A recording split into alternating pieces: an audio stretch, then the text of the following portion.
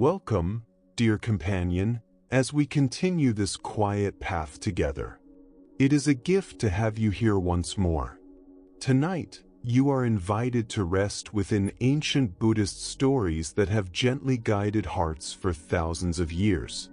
Each story is shaped to lead you toward the deep rest and inner clarity your spirit has been longing for.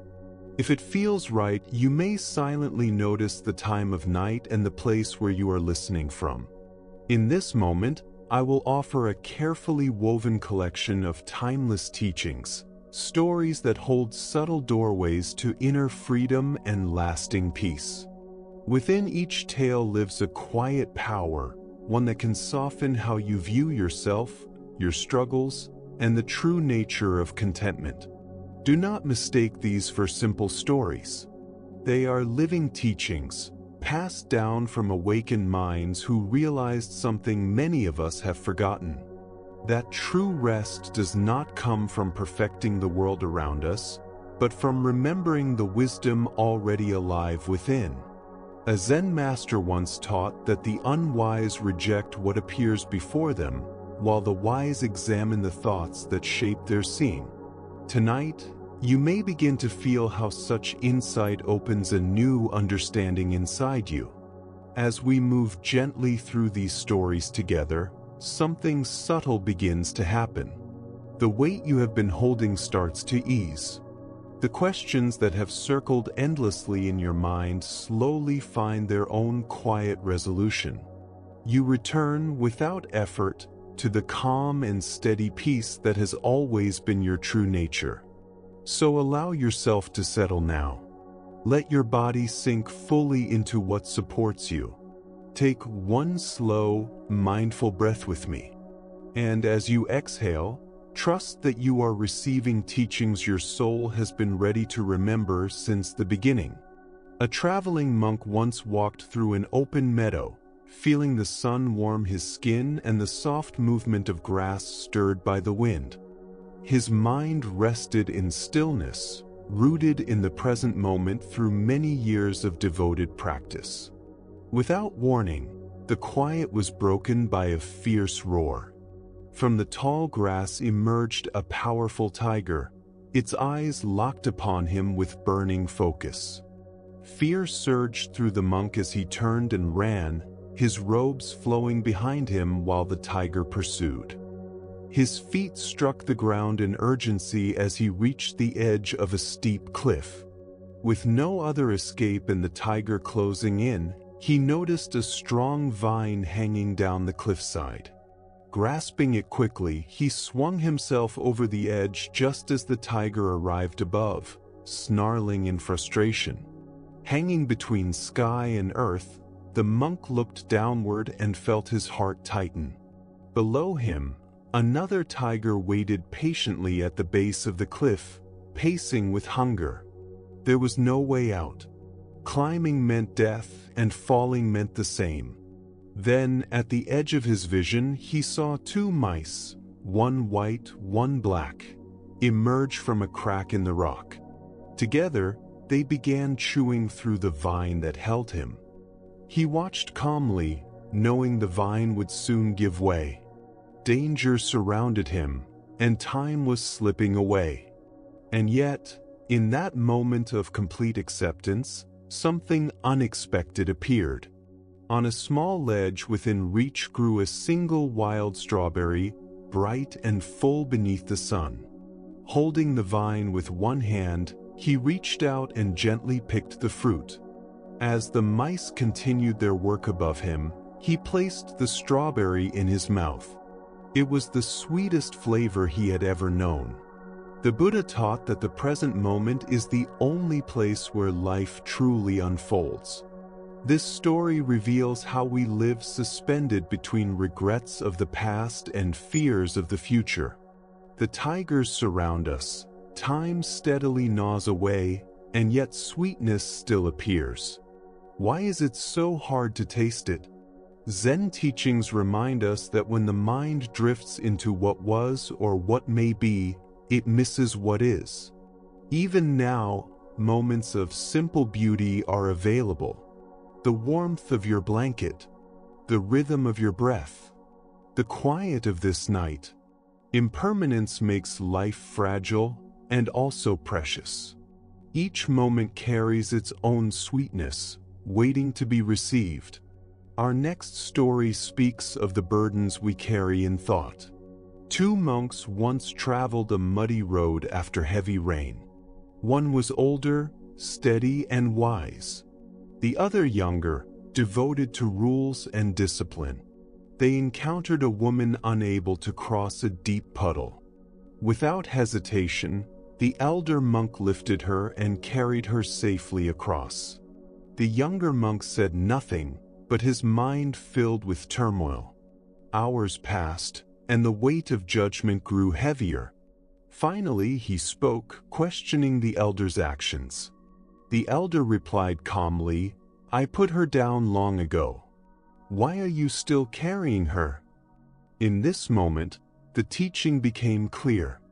Suffering does not come from what happens, but from what we continue to hold. We replay words, mistakes, and fears long after they have passed. We carry them into the night, into our sleep. Zen invites us to notice when we are holding what can be released. As you rest now, gently ask yourself what you no longer need to carry. And with each slow breath, allow it to be set down. Let the mind soften. Let the body rest. Nothing more is required. Can you learn to meet each moment with clarity, respond gently, and then release it without residue? As the Buddha taught, true well-being of mind and body does not arise from clinging to what has passed, fearing what has not yet arrived, or rehearsing imagined troubles. It arises from living fully in the present, with quiet awareness and sincere attention. Perhaps the deepest wisdom is not in doing more, but in knowing when to stop carrying what was never ours to hold. There is a subtle freedom that comes when we lay down burdens we picked up only in the mind. In that letting go, something soft and luminous begins to appear. Our next story unfolds at the moment when understanding blossoms beyond effort. It is called No Water, No Moon. The nun Chiono had devoted many years of her life to rigorous Zen practice. From early morning until late at night, she immersed herself in meditation, study, and contemplation of the Buddha's teachings. Her discipline was steady and sincere. Each day before sunrise, she sat in stillness, enduring discomfort with quiet determination. Her posture was upright, her breath calm, her heart committed to awakening. Yet, despite her unwavering dedication, realization remained distant. She understood the teachings intellectually. She could speak eloquently about emptiness, impermanence, and non-duality. She even guided other practitioners in the basics of meditation. But the final awakening, the direct, transforming insight, seemed always just beyond her reach. Years passed in this way. Gradually, frustration began to settle in her heart. She watched fellow students experience breakthroughs that she could not yet grasp. Doubt quietly arose. She questioned her methods, intensified her practice, and sometimes wondered whether she lacked some essential capacity that others possessed naturally. One evening, after a long day of meditation and study, Chiono walked slowly back to her modest room.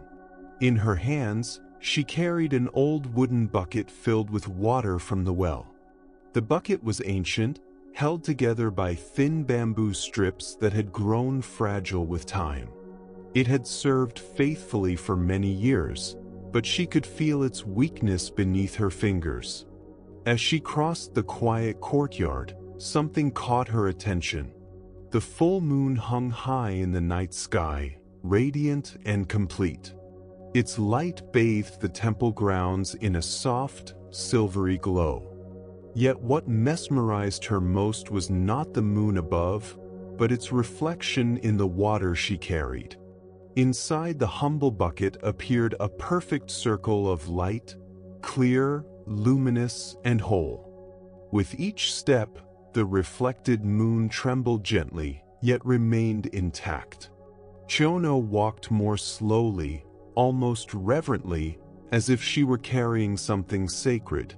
For a moment, it felt as though she were transporting the moon itself, holding its brilliance in her hands. Then, without warning, the bamboo strips finally broke. The bottom of the bucket gave way. Water spilled onto the earth in a single instant. And just as suddenly, the reflected moon disappeared. No water, no moon. At that precise moment, Chiono awakened.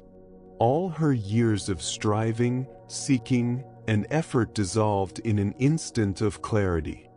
She saw that what she had been searching for had never been separate from her. Enlightenment was not something to be attained, grasped, or possessed. Like the moon's reflection, it had appeared as an object to capture, yet it was only the natural expression of what had always been present. The Buddha spoke of this truth when he said, "Look within. You are the Buddha." Realization often arrives not through accumulation, but through release. Not through grasping, but through letting go. This ancient story reveals a quiet paradox at the heart of every spiritual path. We begin our journey believing that awakening is something distant, something to be earned through effort and discipline. We imagine it as a future state, far from our present experience. Chiono's years of practice were not wasted. They prepared the soil of her mind. Yet her breakthrough came only when she stopped trying to hold enlightenment and simply witnessed the natural unfolding of reality. Why is it so difficult to recognize what is already here? The seeking mind creates the very distance it longs to overcome. When we believe awakening exists somewhere else or sometime later, we overlook the awareness that is reading these words right now. The consciousness that experiences thoughts and emotions without being bound by them. Reflect gently on your own journey. Have you ever felt as though you were chasing peace, grasping insight, or striving for a state of mind that always seemed just beyond reach? The effort to capture these experiences may itself conceal the truth that the seeker is already what is being sought. This does not mean abandoning practice. Chiono's discipline was essential, yet her story invites a softer relationship with effort, engaging fully while holding outcomes lightly, like carrying water that might spill at any moment. A Zen master once said, "The unborn mind is the Buddha mind itself." What we seek in meditation, healing, or personal growth is the recognition of what was never absent. In the story, the water and the moon symbolize the apparent division between seeker and sought, between ordinary mind and awakened mind. As long as we believe they are separate, we try to protect and preserve spiritual experiences. But when the container breaks, we discover that the separation was only an illusion. This teaching extends beyond meditation into every aspect of life. We chase happiness, success, and fulfillment as though they were objects to acquire. The perfect relationship, the ideal career, the peaceful mind. These are reflections we try to hold, forgetting that their essence already lives within our capacity to perceive them. In Zen, we learn to trust the natural rhythm of unfolding rather than forcing insight. Sometimes the deepest understanding arises when we stop trying so hard to understand. When the bottom falls out of our carefully constructed images, something real and spacious appears. The Buddha taught that conquering oneself is greater than defeating countless enemies. Chiono's victory was not over ignorance, but over the illusion that there was a battle to fight. Tonight, as you rest with your own seeking and striving, imagine gently what it might feel like to let the bottom fall out of your container. What if you stopped trying to hold your insights and instead trusted the quiet wisdom already moving within you? As the Buddha reminded us, within you exists a still sanctuary to which you can return at any moment. Perhaps what you have been searching for has been looking through your eyes all along. Now, let us continue with another story of wisdom, acceptance, and timing. This is the story of Ikkyu and the broken cup. The young Zen student Ikkyu was known from childhood for his sharp mind and deep intuition. These qualities would later make him one of Japan's most respected masters. At the time of our story, he studied at Ankakuji Temple under the guidance of a head priest who valued both discipline and insight. The priest owned a treasured teacup, an ancient ceramic piece passed down through generations of temple masters. Its delicate patterns and subtle glaze seemed to hold light within its surface. The priest cherished it deeply and warned the students never to touch it, keeping it displayed high on a shelf in the meditation hall. One cold winter afternoon, while the teacher was away, Ikkyu and his fellow students played quietly in the hall. The wooden floors creaked softly beneath their feet. Late sunlight filtered through paper screens, casting long shadows across the tatami mats. In their youthful energy, the boys moved with more excitement than caution. As Ikkyu darted forward to catch a small ball they had been tossing lightly between them, his movement brushed the wooden shelf where the treasured cup rested. In that instant, the world seemed to slow. He watched as the delicate vessel slipped from its place, floating briefly through the air before striking the stone floor and breaking into several fragments. The crisp sound of shattering porcelain echoed through the silent hall, like a bell announcing an irreversible moment. The other boys stood frozen, their faces drained of color. They knew how deeply the head priest cherished that cup, and they could already imagine the storm of anger that might follow. Some of the younger students began whispering anxiously, wondering what punishment might await them. Yet, instead of panicking or attempting to hide what had happened, Ikkyu remained remarkably composed. He knelt down quietly, gathered the broken pieces one by one, and examined each fragment with careful attention before slipping them gently into the wide sleeve of his robe.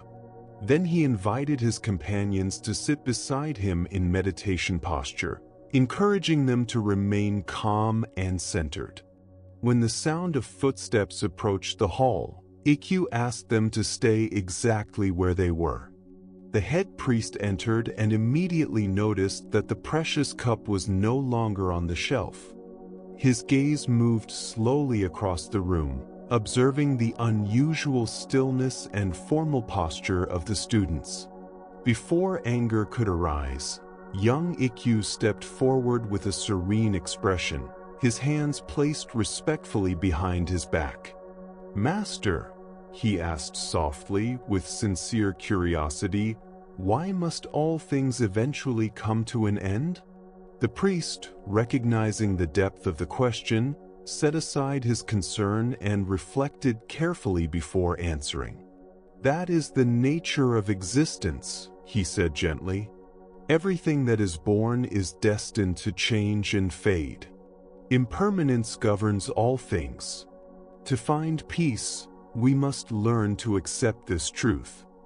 At that moment, Ikkyu slowly brought the broken pieces of the cup from behind his back and offered them to his teacher with a slight bow. "Master," he said calmly, "it was time for your cup to pass away." The priest looked at the fragments, then into the boy's clear and untroubled eyes. He saw no fear, no carelessness, and no defiance, only a quiet understanding of the very teaching he had just expressed.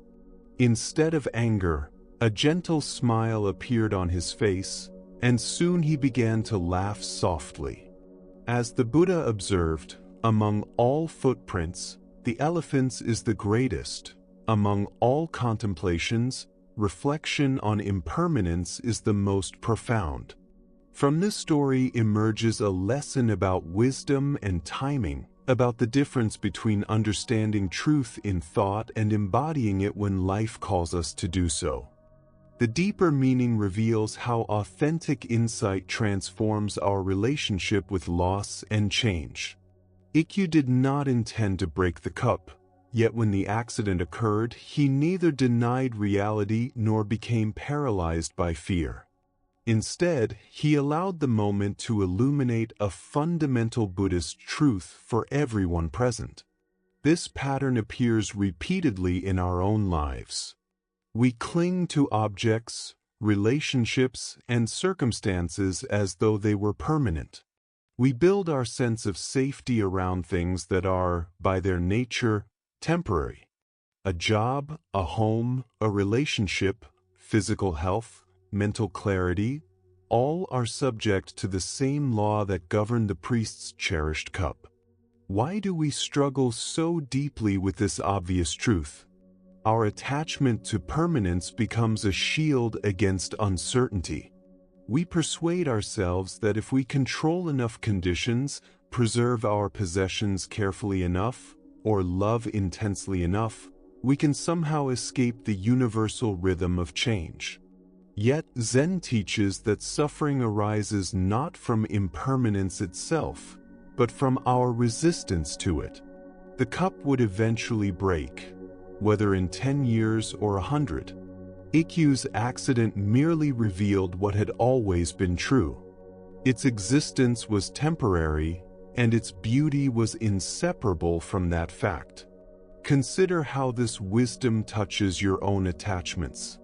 A favorite garment that will someday fade. A vehicle that will one day be replaced. Relationships that will transform or end. Abilities that will gradually soften with time. Each of these is precious precisely because it does not last forever. A Zen teacher once said, "You are perfect as you are, and yet there is room to grow." This gentle paradox reflects the same understanding Ikkyu embodied, accepting what is, while remaining open to change. This does not mean becoming indifferent or cold.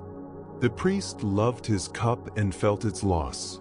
But Ikkyu's response invited him to hold that love within a wider awareness. We can cherish deeply while remembering that all forms are temporary, even the form of our love. The Buddha taught that it is not what happens to us, but how we meet it that shapes our suffering or freedom. When inevitable breakages occur in our lives, the loss of work, the arrival of illness, the ending of relationships, the passing of those we love, we are offered a choice in how we respond. Tonight, as you reflect on what you hold tightly, imagine what it might feel like to appreciate these gifts while gently acknowledging their impermanence. Can you find the quiet courage to say, when the time comes, that it was time for something to end, and feel peace in that recognition? The Buddha reminded us that the greatest illusion is believing we have unlimited time. When we embrace impermanence now, we discover a freedom that no loss can destroy. Our next story reveals a subtle lesson about anger and the illusions we project onto others. A young boatman, known for his fiery temper, was guiding his small wooden vessel across a wide river in the early morning mist. He took pride in his skill and diligence, yet the slightest disturbance could ignite his rage. His reputation for sudden outbursts was well known among the other river workers, who often avoided him when his moods darkened. On this particular morning, thick fog covered the water, limiting vision to only a few feet. The boatman narrowed his eyes and steered carefully through the familiar current. Suddenly, Through the swirling mist, he noticed another boat moving directly toward him. "Turn aside," he shouted into the fog. "You're going to collide with me. Can't you see where you're going?"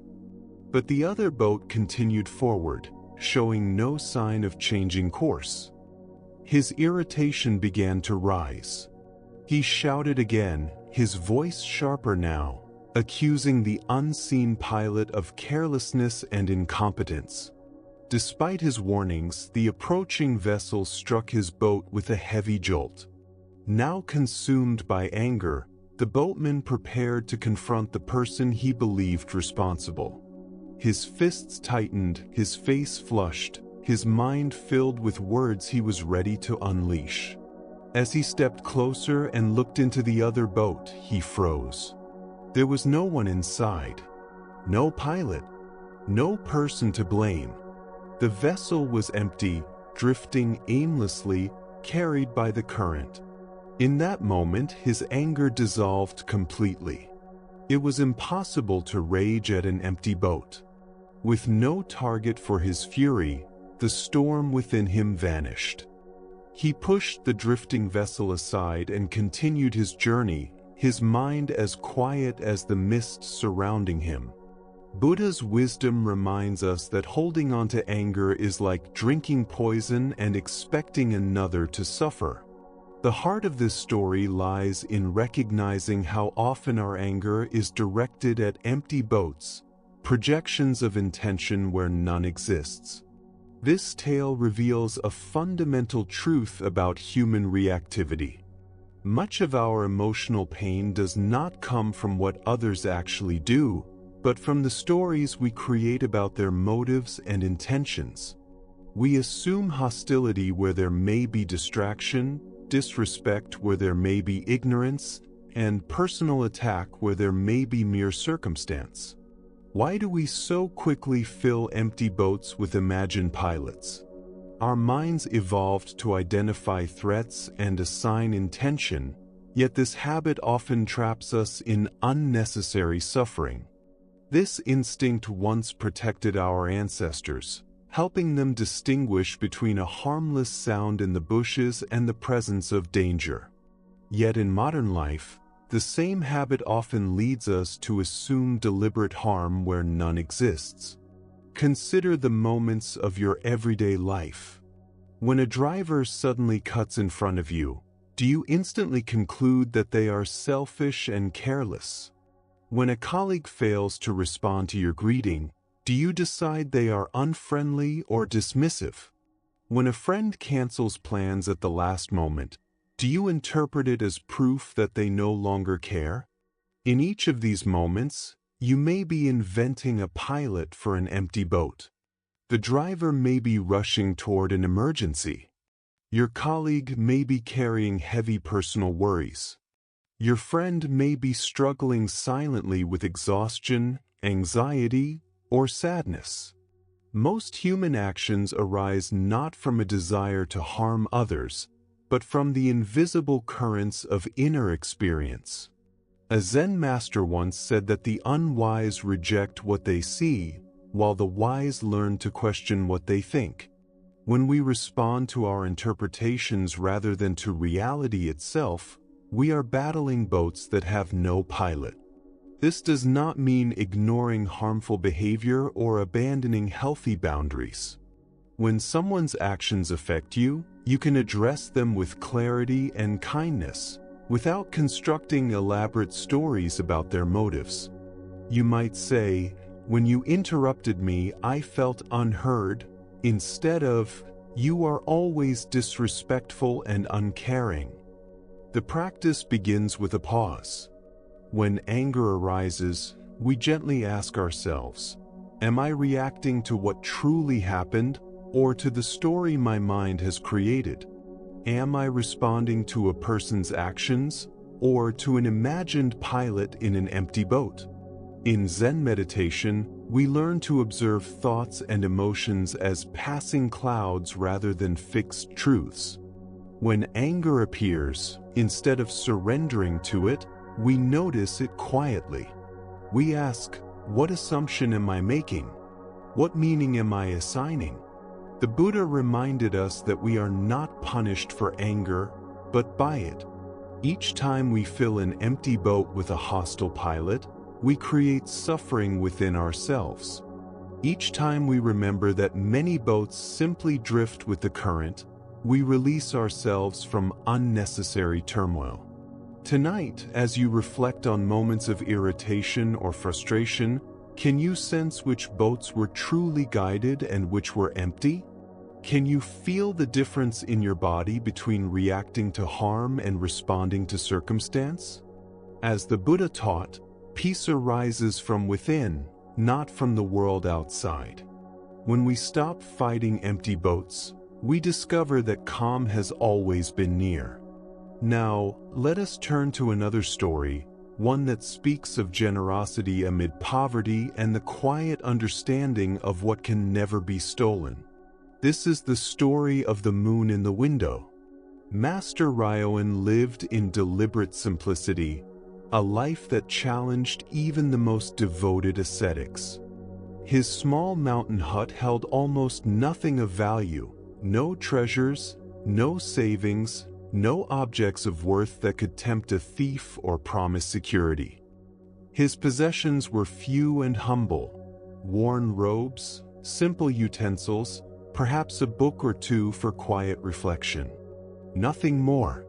One evening, as Master Ryoan rested peacefully in his modest dwelling, a thief approached under cover of darkness.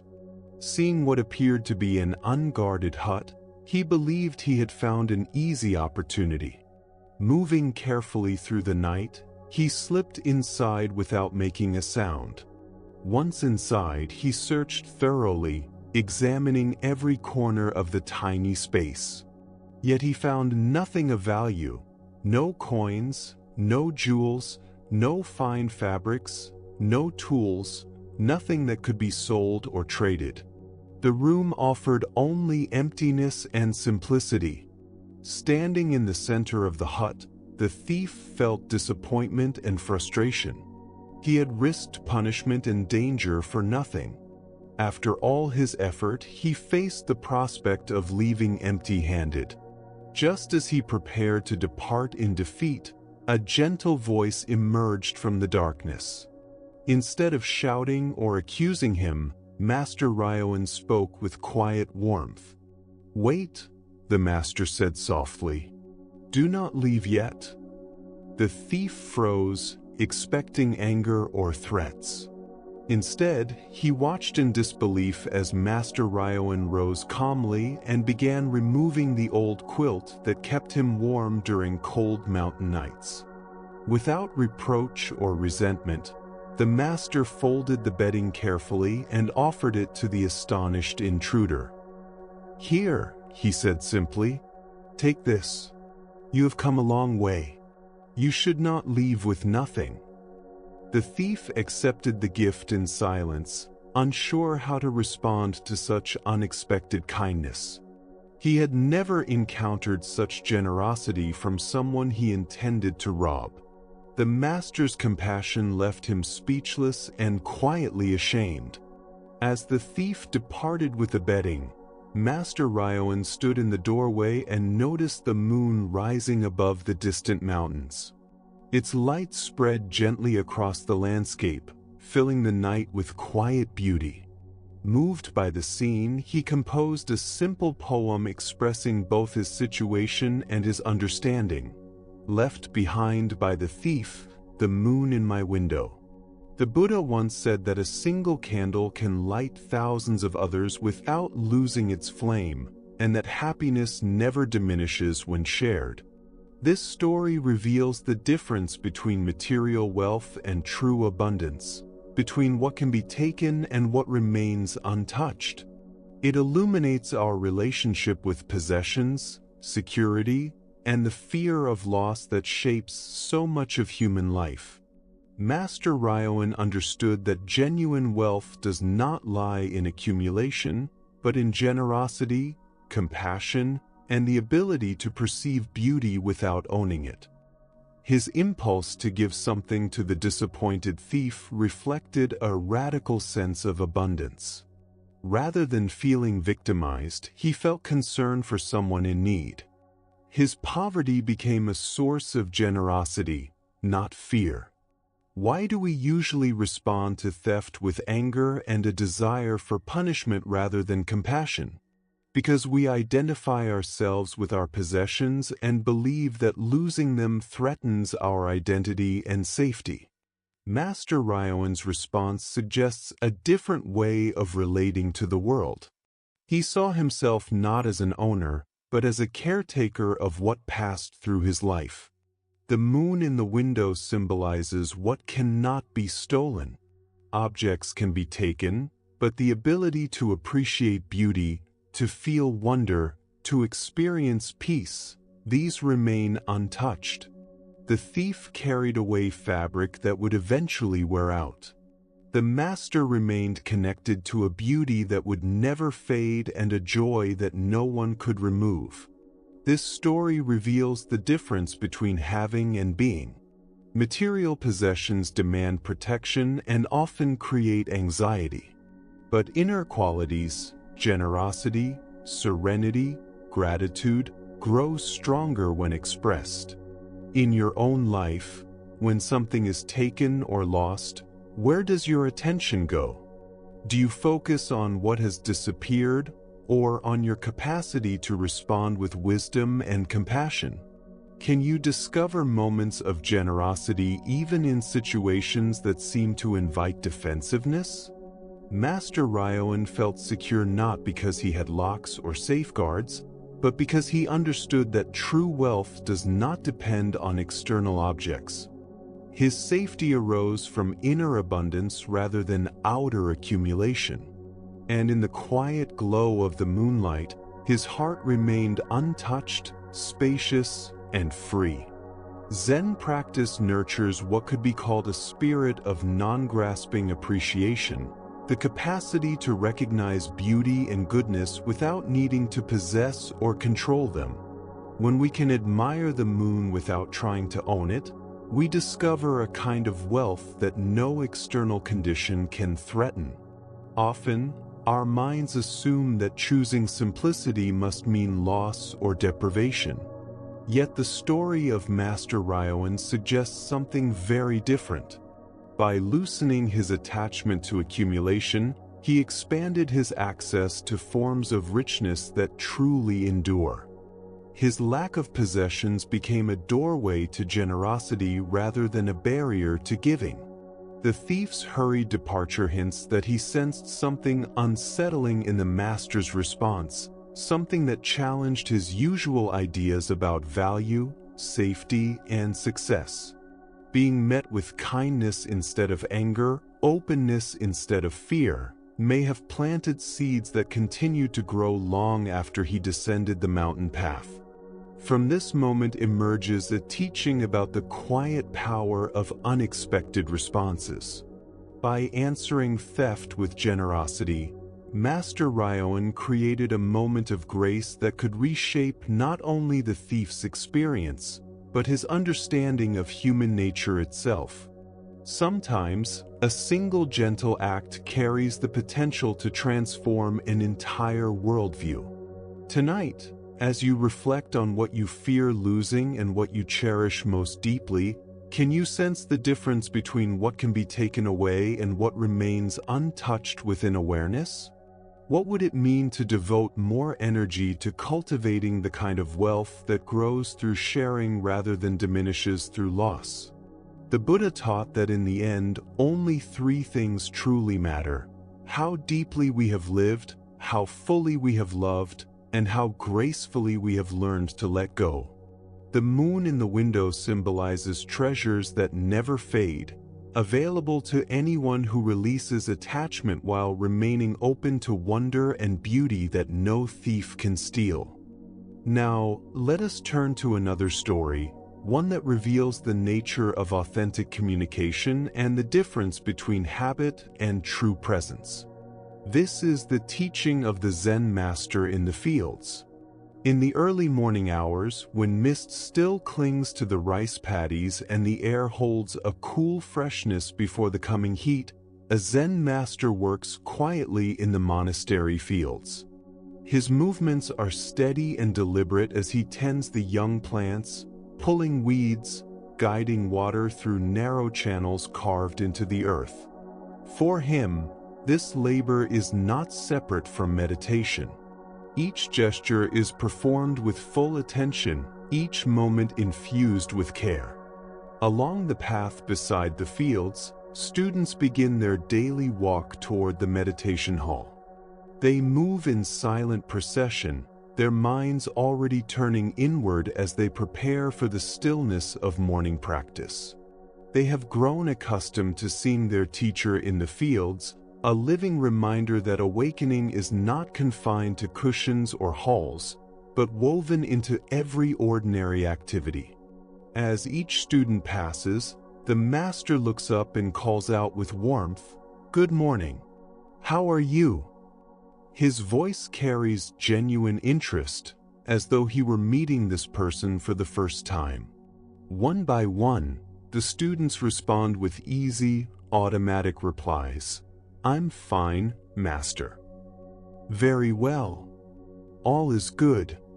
Their words come quickly, requiring no reflection or inner listening. They are the phrases society provides, polite and efficient, designed to keep conversation flowing without disturbance.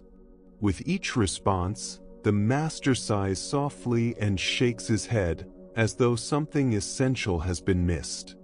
Yet he continues, greeting each new student with the same question, receiving the same rehearsed answers, and expressing the same quiet disappointment. At last, a student approaches who has been watching this pattern unfold. When the master asks, "Good morning. How are you?" this student pauses instead of answering immediately. He considers the question as though hearing it for the first time. After a moment of genuine reflection, he offers no words at all. Instead, he removes his hat, turns it backward, and performs a small, spontaneous dance. A few simple movements that express something real about his inner state. His response is playful, original, and unmistakably authentic. The Zen master's face brightens with delight. "Yes," he exclaims softly, "that is much better." The Buddha taught that speech should be gentle, truthful, and beneficial, words that bring harmony rather than harm. This ancient wisdom reveals the difference between communication that awakens connection and conversation that merely fills silence. Why do we so often rely on automatic answers when asked about our well-being, even by those who might truly wish to know? Buddhist psychology suggests that much of social life runs on learned scripts, patterns designed for convenience rather than authenticity. We develop responses that require no vulnerability or self-awareness, allowing us to move through interactions smoothly and safely. The master's repeated sigh reflects his recognition that these habits mirror deeper patterns of unconscious living. When we reply, "I'm fine," without actually checking within, we miss opportunities for self-knowledge and genuine connection. We become strangers to our own experience while presenting polished surfaces to others. The student's creative answer embodies what Zen calls original mind, a consciousness that responds freshly rather than mechanically. His small dance was not dramatic or elaborate, yet it emerged from direct awareness rather than social conditioning. This story invites us to examine authenticity in everyday speech. How often do we ask questions without truly wanting answers? How frequently do we offer replies that reveal nothing of our inner world? Such habits create a subtle form of collective sleepwalking, where words pass between people without ever touching anything real. The Buddha taught that right speech is an essential part of awakening. It is not only about avoiding harm, but about cultivating language that expresses truth and presence.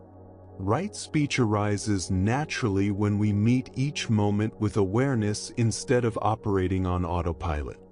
Imagine how your conversations might change if you treated "How are you?" as a sincere invitation to self-listening. This does not require burdening others with details, but it may involve pausing long enough to sense what is actually alive within you. The Master's quiet work in the fields reveals the unity of practice and daily life. His question was not separate from his farming, but another form of cultivation, tending the soil of human connection as carefully as he tended the young rice plants. Zen teacher Charlotte Joko Beck often emphasized the importance of meeting life as it truly unfolds, rather than living inside our ideas of how it should unfold. When we answer, "How are you?" with conventional phrases, we often reveal not our actual experience, but what we believe others expect to hear. The student's dance also reminds us that authentic expression does not require refined language or philosophical complexity. Sometimes a simple, spontaneous gesture carries more truth than carefully constructed explanations. His reversed hat and gentle movements revealed something genuine about his inner state in that moment. This teaching reaches far beyond words. How often do we present ourselves through borrowed patterns rather than allowing our natural essence to appear? Do our clothes reflect personal preference or quiet conformity? Do our actions arise from conscious choice or unconscious habit? The Master's joy at receiving an original response reveals the quiet delight that emerges when people meet each other authentically. Though the exchange was simple, something real passed between teacher and student, something absent from all previous interactions. Zen calls this direct transmission, a form of understanding that flows from one awareness to another without relying on conventional forms. Meditation teacher Jack Kornfield speaks of approaching familiar experiences with beginner's mind. The dancing student embodied this principle by treating an ordinary question as though he were encountering it for the first time, allowing fresh awareness to shape his response instead of habit. The deeper invitation here is to become comfortable with not knowing what to say before something genuine arises. The student did not plan his expression. He simply allowed space for authenticity to emerge, rather than rushing to fill silence with familiar phrases. Tonight, as you reflect on your own ways of communicating, can you imagine treating casual questions as invitations to presence rather than obligations to perform? Perhaps you will discover that even brief encounters can become doorways to deeper self-awareness and meaningful connection. The Buddha observed that the tongue can wound like a blade without shedding blood. Yet the tongue can also heal, unite, and awaken when guided by awareness rather than habit. Now we turn to another story, one that reveals the universality of loss and the gentle path from isolation toward understanding. This is the story of a mother, her grief, and the Buddha's compassionate wisdom. In a quiet village where life follows ancient rhythms of birth and harvest, growth and fading, a young mother experiences the most devastating loss imaginable. Her child, barely old enough to walk and speak his first words, is taken by a sudden illness before any remedy can be found. In a single night, her world shifts from the joy of nurturing life to the unbearable reality of holding her son's still body. Driven by love and desperation, she wraps her child carefully and sets out toward the place where the Buddha is known to teach. She has heard stories of his compassion and insight. Surely, she believes, if anyone can undo this terrible fate, it must be the one who understands the deepest truths of existence. She finds the Buddha seated beneath a great tree, surrounded by disciples and villagers seeking guidance. Without hesitation, she approaches and gently lays her child before him. Her voice, hoarse with grief yet strong with hope, rises across the gathering. "Please, blessed one," she pleads, "bring my son back to life. He is all I have.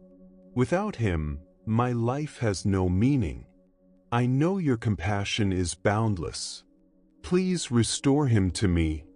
The Buddha looks upon her with infinite tenderness.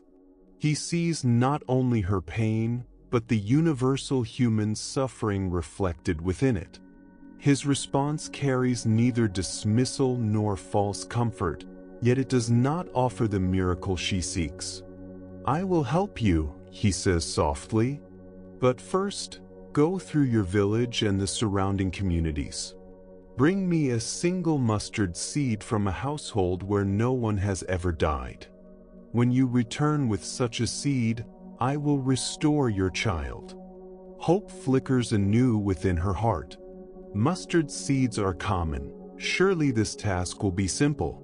She lifts her child gently and begins her search with renewed determination. At the first house, the family eagerly offers seeds.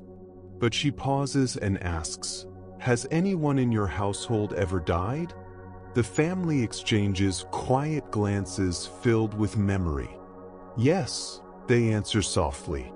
"We lost our grandmother 2 years ago, and before that, a brother in an accident." Their voices carry understanding, and they cannot give what she seeks. House after house brings the same revelation. Every family offers seeds, yet each must acknowledge their encounters with death. Parents speak of children lost to illness. Children remember grandparents who have passed. Some carry fresh grief, others older wounds, but none are untouched by mortality. As the day unfolds and her journey widens into neighboring villages, her perspective slowly changes. In every home, she finds not only loss, but recognition. Other mothers have held lifeless children. Other families have faced unbearable sorrow. Her suffering, once felt as uniquely unbearable, begins to reveal its universal nature. By evening, she has found no household untouched by death. Yet she has found something else. The realization that grief connects all living beings rather than separating them. When she returns to the Buddha, her heart has shifted. She no longer demands a miracle, but seeks understanding. Her child rests quietly in her arms, yet her relationship to his death has transformed. She bows deeply and says, "Blessed one, I understand now. Please teach me the nature of life and death. Help me honor my love for my son while learning to live with this loss." Ancient Buddhist wisdom teaches that among all contemplations, reflection on death is the most profound.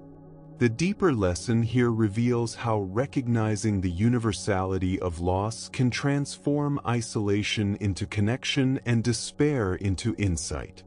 Why do we feel so alone in grief, when loss is one of the most universal human experiences? Buddhist psychology shows that suffering intensifies when we believe our pain is unique, incomprehensible to others, or inflicted upon us alone. This illusion of isolation deepens sorrow by cutting us off from the very connections that could heal us. When we believe our suffering is unprecedented, we reject the comfort and wisdom of those who have walked similar paths. We push away what we most need, the understanding that love and loss are inseparable in human life.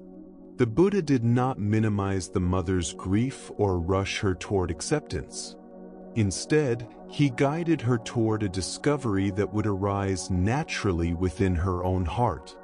By sending her from house to house, He ensured she would encounter the shared reality of loss while witnessing how people continue to live meaningfully despite tragedy. Her search became a form of living meditation. Each conversation with grieving families reflected her own pain in new ways.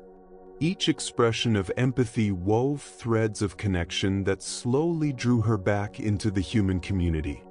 The mustard seed itself carries quiet symbolism. Though tiny, it grows into a strong plant. In the same way, even small recognitions of shared vulnerability can grow into deep understanding and acceptance. The impossible condition set by the Buddha was not meant to frustrate her, but to lead her toward a different kind of miracle, the transformation of isolated suffering into connected wisdom. Teacher Pema Chodron speaks of the wisdom of no escape, the realization that trying to avoid life's inevitable difficulties only multiplies suffering. The mother's initial plea reflected this natural desire to escape loss rather than learn to meet it with awareness. Yet the story shows how grief can become a gateway to insight when approached with wisdom instead of denial. Her love for her child did not fade as she accepted his death. Instead, it found a new way to exist within the truth of impermanence. In Tibetan practice, there is a meditation called taking and giving, in which one contemplates the suffering of others to awaken compassion and perspective. Unknowingly, the mother's journey became such a practice, revealing that every family carried losses akin to her own. This does not diminish the uniqueness of each grief. Every loss, every relationship, every dream deserves full acknowledgement. But recognizing the universality of loss prevents sorrow from becoming a prison that isolates us from life's ongoing flow. The Buddha's guidance points toward what might be called grief shared rather than grief endured alone, a sorrow held within the vastness of human experience, where pain becomes a bridge rather than a wall, and love continues to breathe within the quiet rhythm of impermanence. When we realize that countless parents across time have loved children who did not live to grow old, we begin to see that loss is woven into the very fabric of existence. Our pain does not disappear, yet it becomes slightly more bearable because it is shared across humanity. This story also touches the natural human impulse to negotiate with reality, to search for exceptions to universal laws through spiritual appeal. The mother's plea for her child's return reveals our deep reluctance to accept that some changes cannot be undone, that certain losses cannot be reversed by faith, devotion, love, or even sacred authority. Instead of restoring life, the Buddha offered something perhaps more profound. He offered a way toward wisdom that could transform her relationship to loss itself. This is spiritual teaching at its most compassionate and skillful, meeting people exactly where they stand while gently guiding them toward deeper understanding. The teaching does not end with accepting the inevitability of death, but extends toward discovering how such acceptance can become a foundation for more genuine living. We truly embrace the reality of impermanence. Our remaining time becomes more precious, our relationships more sincere, and our priorities more clear. Tonight, as you reflect on the losses you have endured or fear facing, can you sense the vast presence of others who have walked similar paths?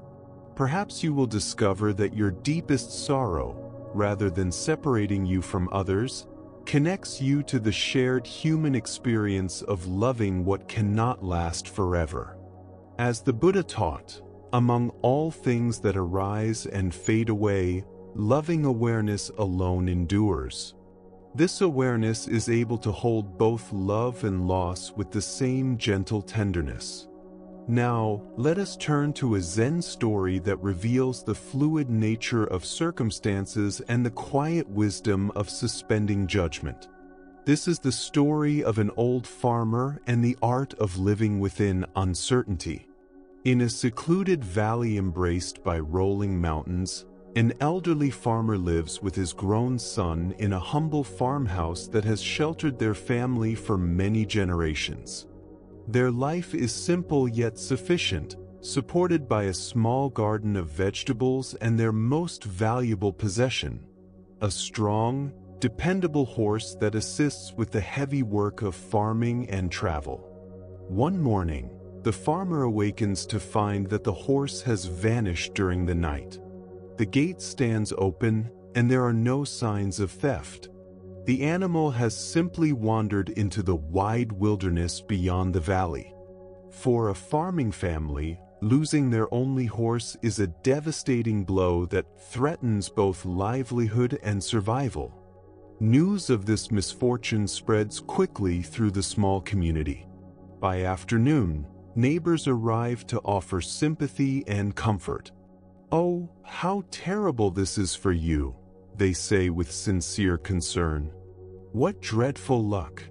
How will you manage the farm without your horse? This is truly a disaster." The old farmer listens quietly to their kind words, then replies with calm simplicity, "How do you know this is bad luck?" His neighbors exchange confused glances. Surely the loss of such an essential animal is clearly unfortunate, yet the old man's peaceful expression shows none of the distress they expect. He continues his daily tasks as if nothing unusually significant has occurred. The next morning brings an astonishing turn of events. The missing horse returns, not alone, but followed by a small herd of wild horses, magnificent, powerful creatures that have chosen to follow the domestic horse back to the farm. The farmer and his son quickly build temporary fencing to contain this unexpected gift. The same neighbors who had offered sympathy now rush over to celebrate. "What incredible good fortune!" they exclaim with excitement. "You have gone from owning one horse to having an entire herd. This is the best luck anyone could imagine. You must be overjoyed by this blessing." Once again, the old farmer listens thoughtfully and replies with the same calm curiosity, "How do you know this is good luck?" The following day, the farmer's son attempts to tame one of the wild horses for riding. These animals, though beautiful, have never been handled by humans and resist fiercely. During the attempt, the young man is thrown violently from the horse's back and suffers a severe break in his leg, leaving him unable to walk without help. Once more, the neighbors gather to express sympathy for what appears to be another misfortune. "How dreadful!" they lament, shaking their heads. Just when things seemed so positive, this terrible accident happens. Your poor son. What bad luck has come upon your family again? The old farmer tends gently to his son's injury and answers their concern with familiar words. How do you know this is bad luck? Within days, an unexpected answer arrives. Military officers come to the valley with orders to conscript all able-bodied young men for a dangerous war against northern invaders. Most of those taken will never return home. When the officers examine the farmer's son, his broken leg makes him unfit for service. He remains safely at home while other families say farewell to their children, perhaps forever. The Buddha taught, every blessing ignored becomes a curse. Every curse faced becomes a blessing.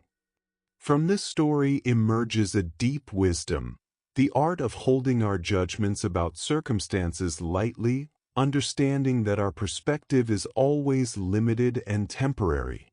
Why do we rush to label experiences as fortunate or unfortunate when their ultimate meaning remains unknown?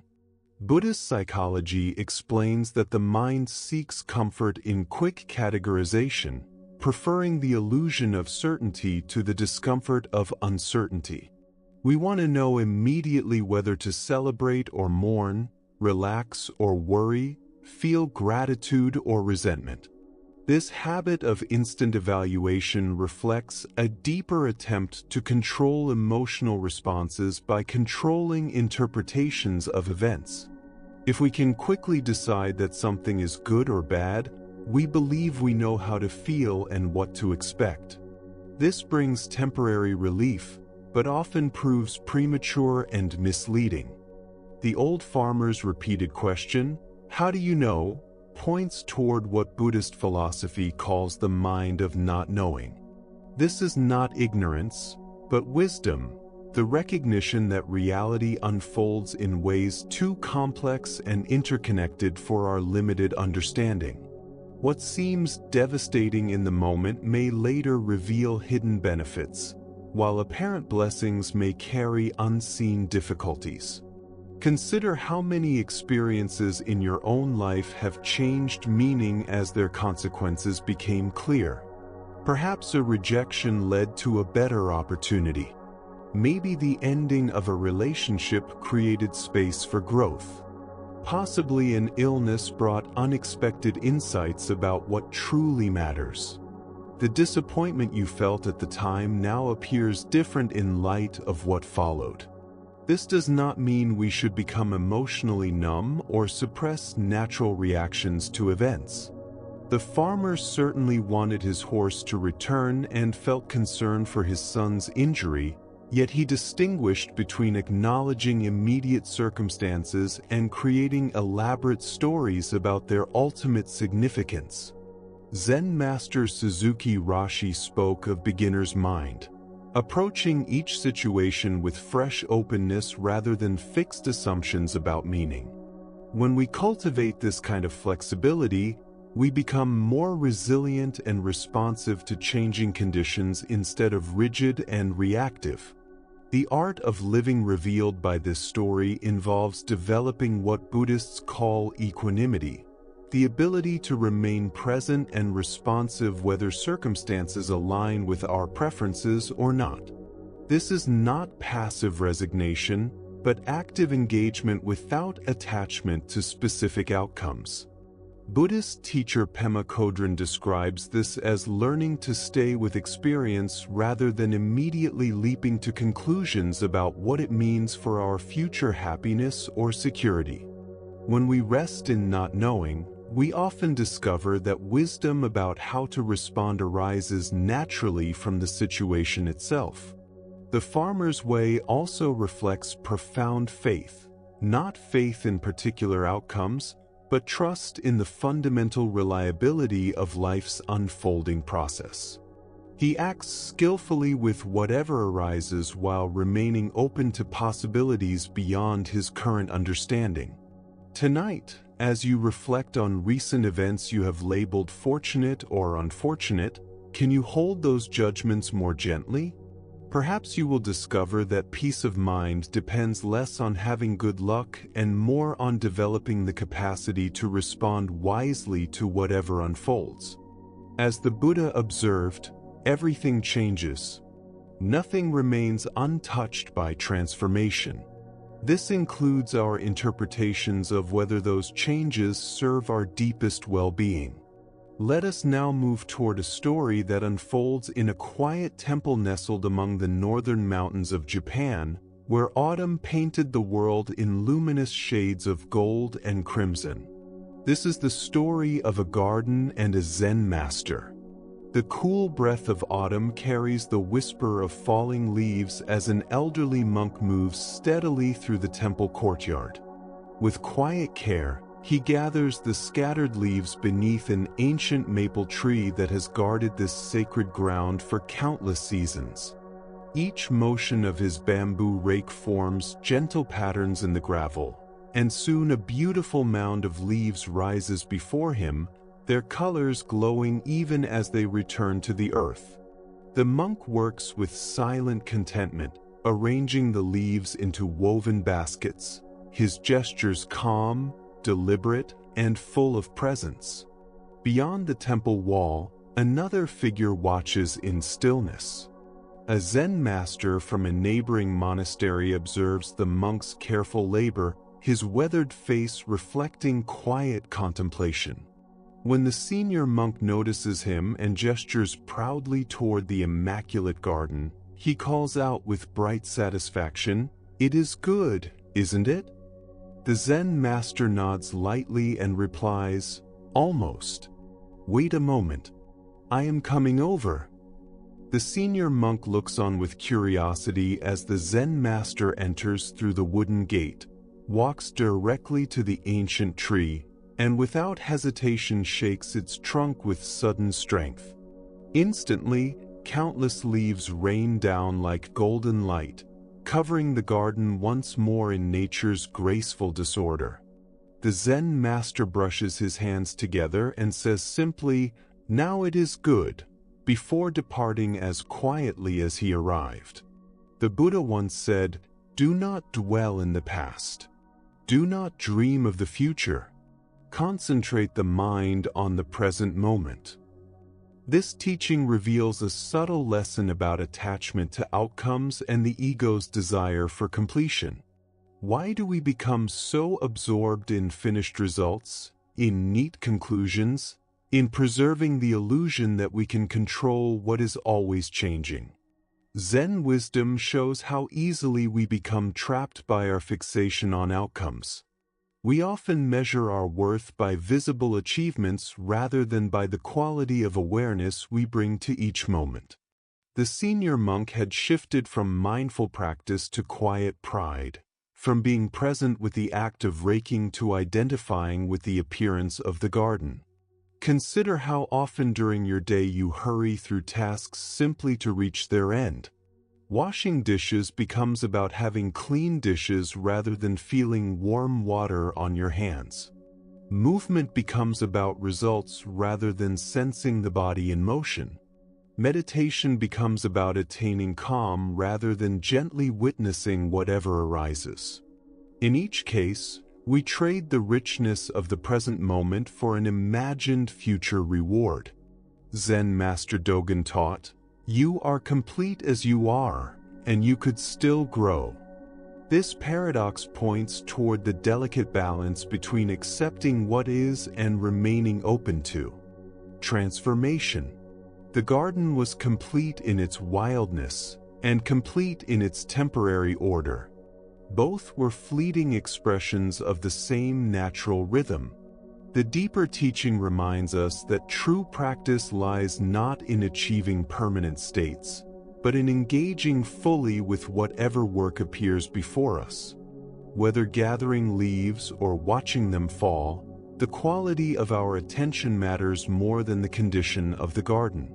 When we cling to results, we overlook the sacred nature of the process itself. This wisdom quietly challenges a culture that values productivity over presence. What if the purpose of raking leaves is not to create order, but to practice intimacy with impermanence? What if the aim of spiritual practice is not enlightenment, but wholehearted presence in this unrepeatable moment?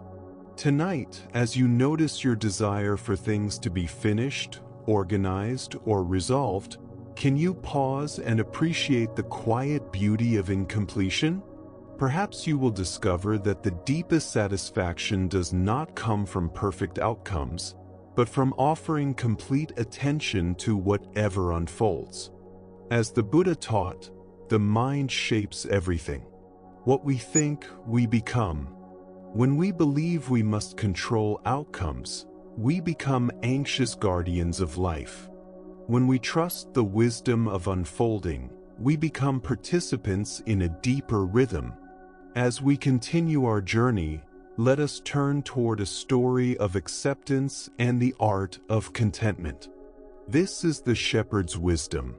Along a dusty mountain road where wildflowers scattered color across the hillsides, a weary traveler encountered a shepherd watching over his flock. The morning sun climbed steadily upward while clouds drifted across the sky, hinting at either gentle rain or burning heat.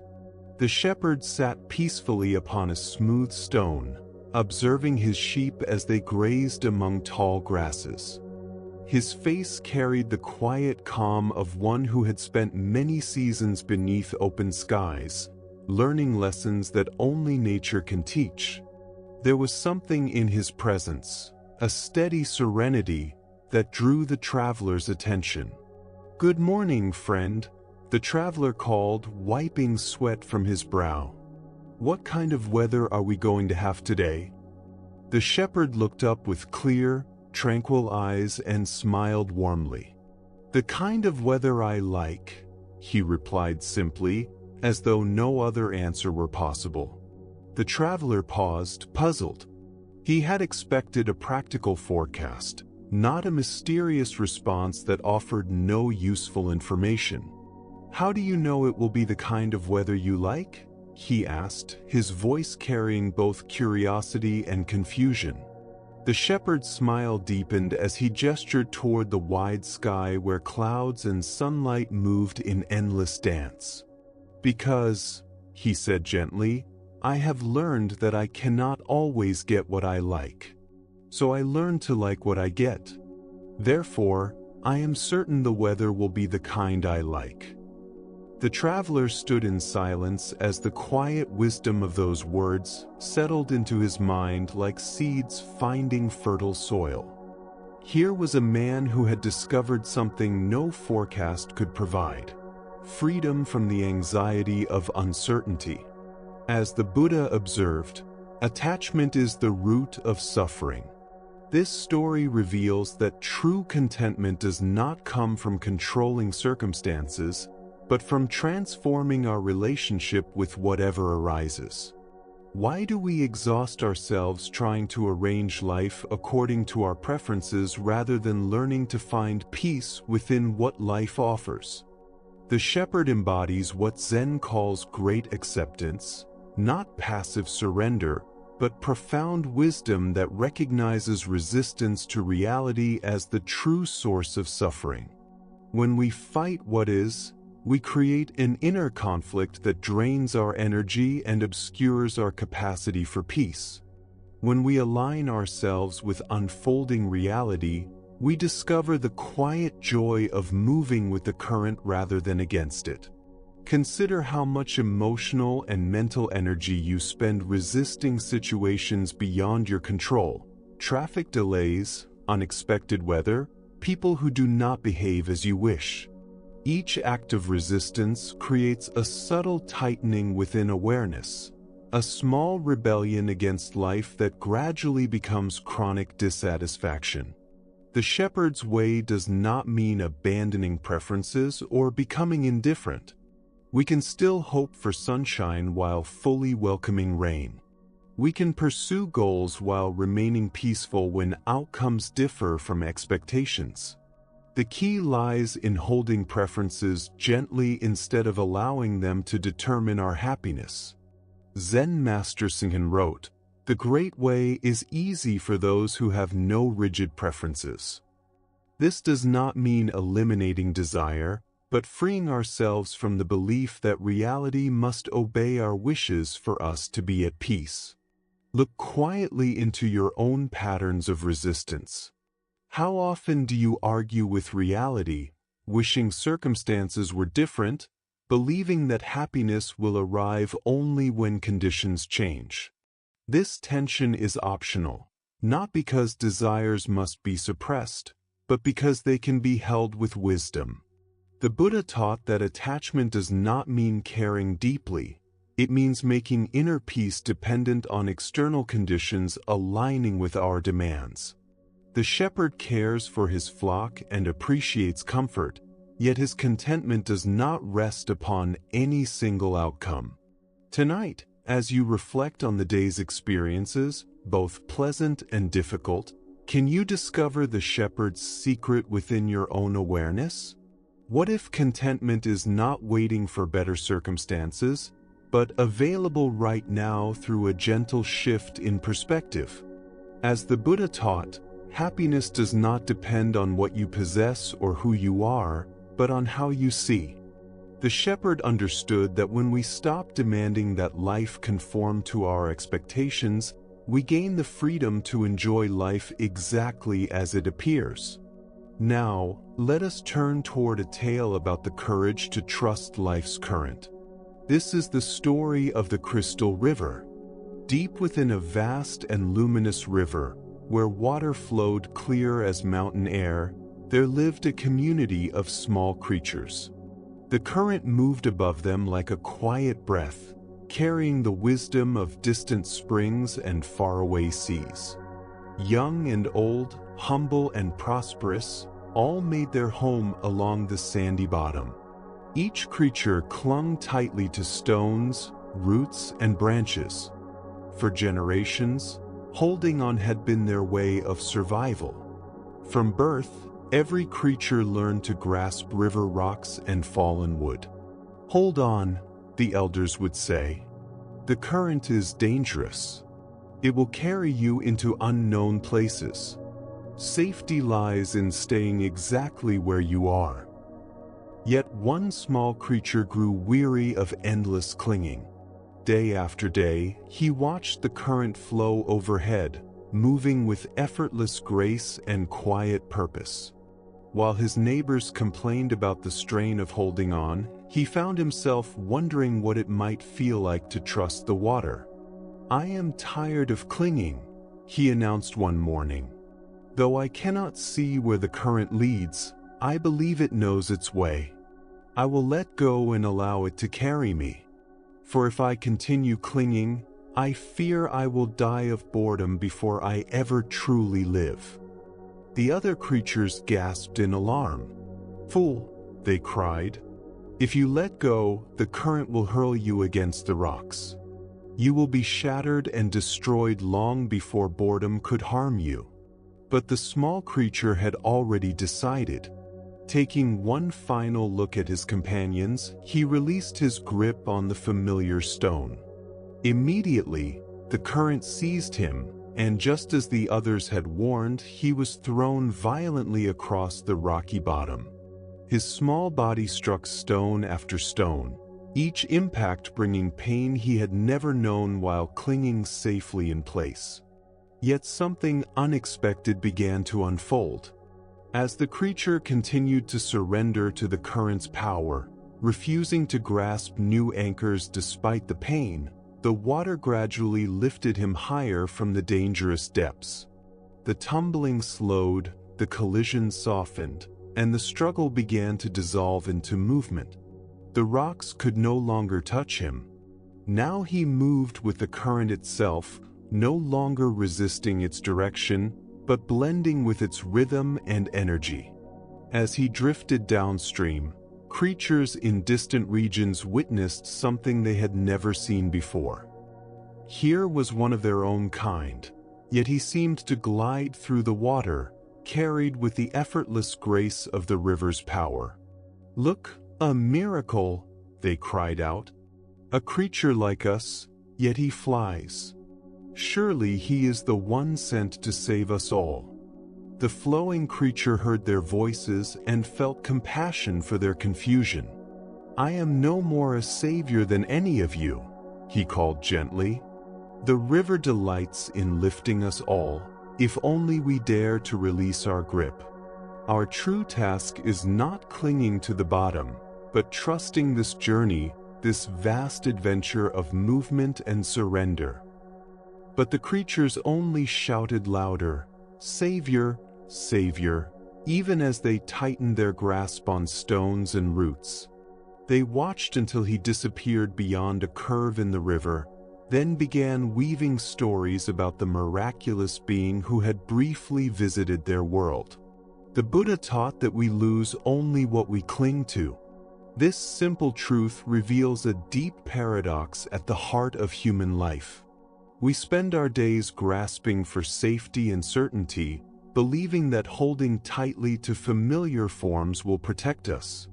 Yet it is often this very grasping that creates the suffering we wish to avoid. Why do we cling so fiercely when the current invites us toward unknown possibilities? Zen wisdom shows that from early childhood we learn to equate the familiar with safety and the unknown with danger. Over time, This conditioning becomes a spiritual barrier, preventing us from growing beyond the boundaries of what we already know. We also live under the illusion of control, believing that by holding on to circumstances, relationships, and identities, we can stop the natural flow of change. This creates immense tension because it places us in conflict with reality itself. Life is movement, and when we resist this truth, we exhaust ourselves struggling against forces far greater than our individual will. Consider the places in your life where you feel yourself clinging. Perhaps it is a relationship that has changed, a path that no longer brings meaning, or an image of yourself that has become too small to contain your unfolding nature. The current of change will move whether we resist it or not. Our choice is whether to tire ourselves in resistance or discover the grace that comes with conscious letting go. The Buddha reminded us that nothing is permanent except change. Water does not fight the mountain. It follows the natural path downward. When we learn to move with life's current instead of against it, we discover a quiet effectiveness that struggle can never achieve. Tonight, as you rest in the stillness of this moment, what might you be ready to release?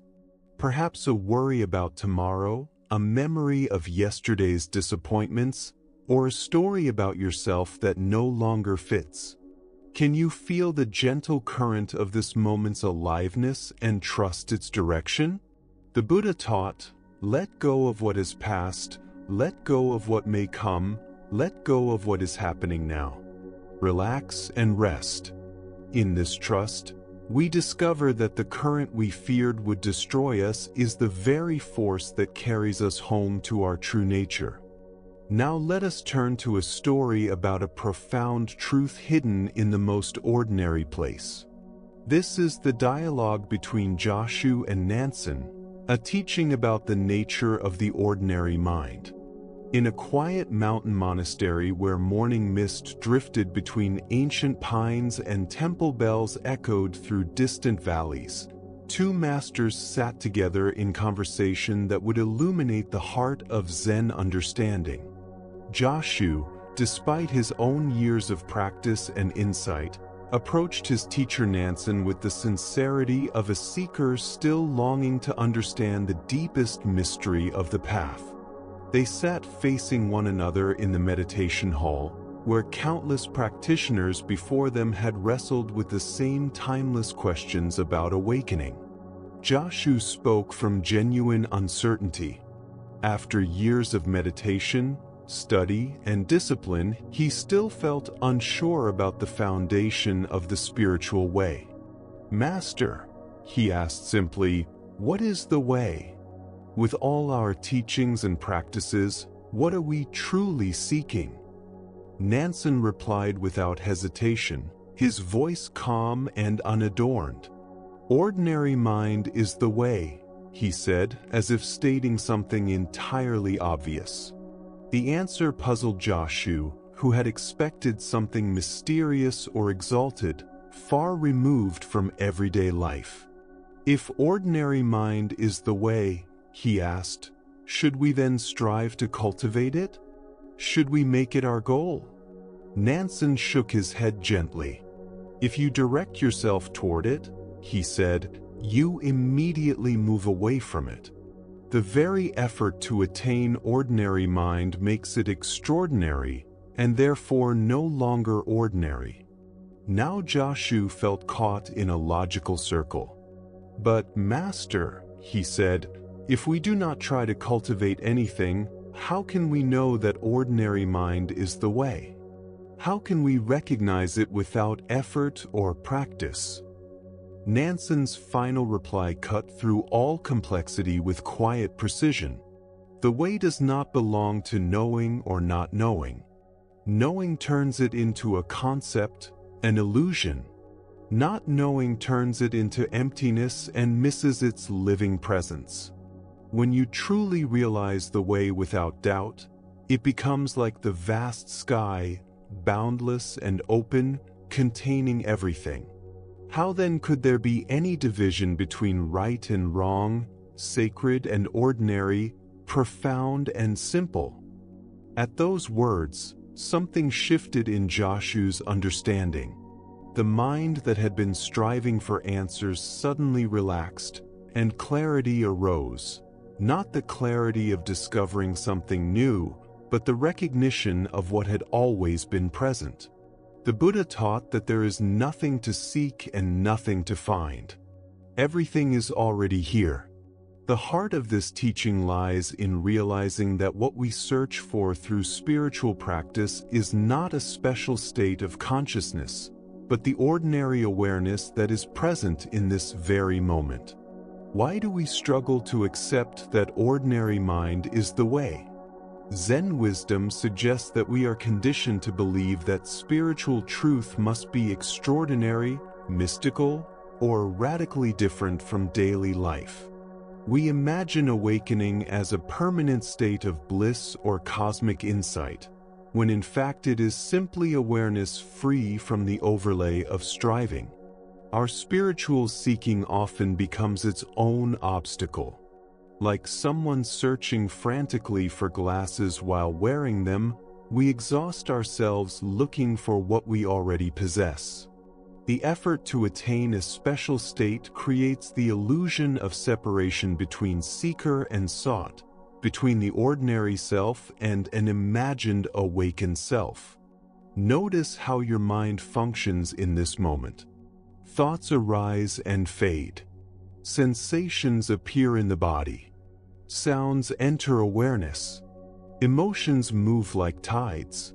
This natural flow of consciousness, without special effort or achievement, is what Nansen called ordinary mind.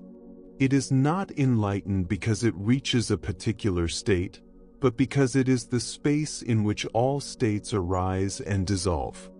Zen teacher Huangbo taught that your everyday mind is the way. Just this mind, thinking and feeling and perceiving, without grasping or seeking, is Buddha. This ordinariness is precisely why it is so difficult to recognize. We keep looking beyond it for something more impressive. The vast openness Nansen described is not emptiness, but spacious awareness in which all experiences appear. Like the sky that remains unchanged whether filled with clouds or clear, this awareness remains constant through all conditions of joy and sorrow, clarity and confusion, peace and agitation. This understanding transforms our approach to practice. Instead of striving for special experiences, we learn to recognize the awareness already present. Instead of trying to transcend ordinary life, we discover the extraordinary depth of the ordinary itself. The sound of rain becomes as sacred as temple bells. Washing dishes becomes as meaningful as silent meditation. And in this quiet recognition, the ordinary moment reveals itself as the gate to awakening. In Japanese aesthetics, there is a quiet principle known as wabi-sabi, the art of discovering beauty within imperfection and impermanence. This gentle way of seeing reflects the same insight Nansen revealed. The path is not found in perfected states, but in the living flow of life exactly as it unfolds. Tonight, as you notice the simple fact of awareness, aware of these words, aware of your breath, aware of the subtle sounds surrounding you, can you recognize this ordinary awareness as what you have been seeking all along? Can you soften the effort to become something different from what you already are? As the Buddha taught, peace arises from within. It is never found outside. The way is not a distant destination, but the ground on which you already stand. When you accept your ordinary mind as Buddha mind, you realize that the spiritual journey was never about traveling elsewhere, but about recognizing the place where you have always been. Now let us turn to the story of a young monk who believed he had failed on his path. This is the tale of the Golden Wake. At a quiet monastery overlooking a still mountain lake, a young student sat silently on the stone steps as the sun descended toward the water. His shoulders drooped beneath the weight of disappointment, and his eyes reflected the heaviness resting in his heart. For many months he had struggled with his studies, unable to grasp teachings that seemed effortless for his companions.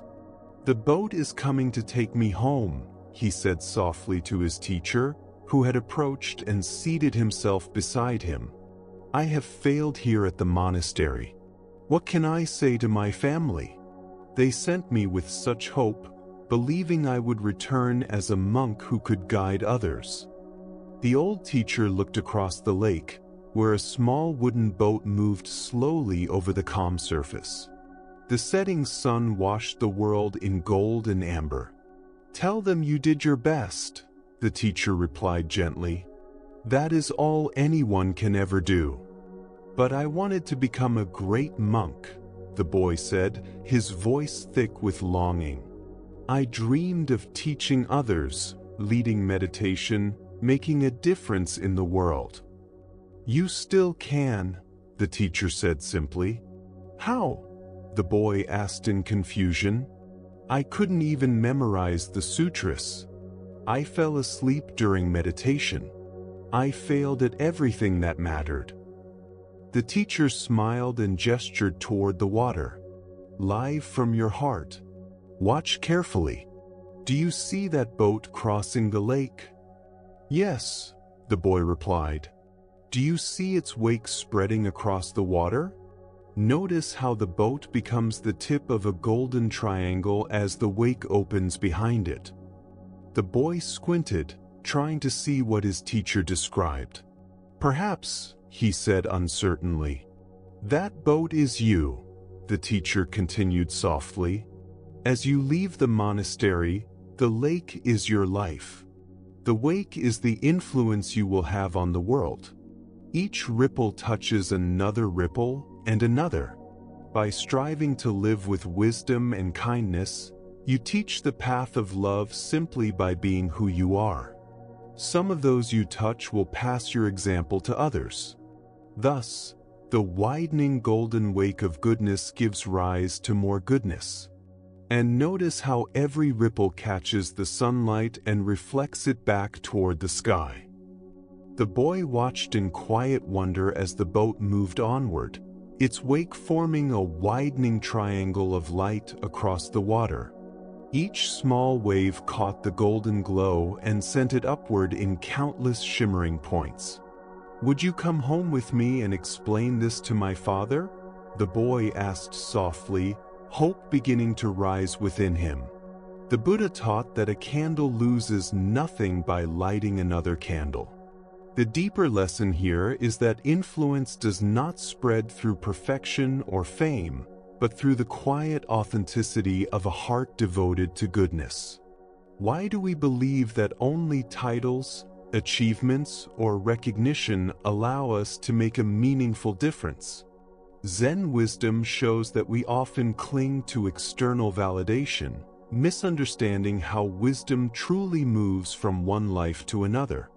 We imagine that teaching requires status or authority, when in truth the most profound lessons are transmitted through presence, sincerity, and integrity. Consider how often people touch your life not through expertise, but through kindness, patience, and simple warmth. The clerk who greets you with genuine care. The stranger who offers help without hesitation. The friend who listens without judgment. These people create ripples far beyond their awareness. In Zen practice, we cultivate what might be called effortless teaching, the natural transmission that arises when our actions align with our deepest values. Like the boat upon the lake, we may not see our wake, yet it spreads quietly behind us, reaching shores we never imagined. The Buddha said that thousands of candles can be lit from a single flame, and the flame is not diminished. Each moment of authentic living becomes a teaching. Each act of compassion creates ripples. Each choice to respond with wisdom rather than reaction sends light back toward the sky. Tonight, as you reflect on your own journey, can you sense the golden wake you are already creating? Perhaps it appears in patience with a difficult family member, in encouragement offered to a struggling colleague, or in the gentle presence you bring to ordinary encounters. The light you reflect may be illuminating paths you will never see. Let us continue our journey. The next story reveals the difference between helping and holding on. This is the lesson of the two monks and the woman at the river. Two monks were traveling together along a mountain path, making their way toward a distant monastery where they hoped to deepen their practice. Both were devoted practitioners who had taken strict vows, including a commitment to avoid physical contact with women. This discipline was not born of disrespect, but from their belief that such restraints supported clarity and focus. As they approached a swollen river, its bridge damaged by recent storms, they encountered a young woman standing hesitantly at the water's edge. The current surged violently, filled with debris from the mountains, and she was clearly afraid to cross alone. "Honored monks," she called gently, "could one of you help me cross this dangerous water?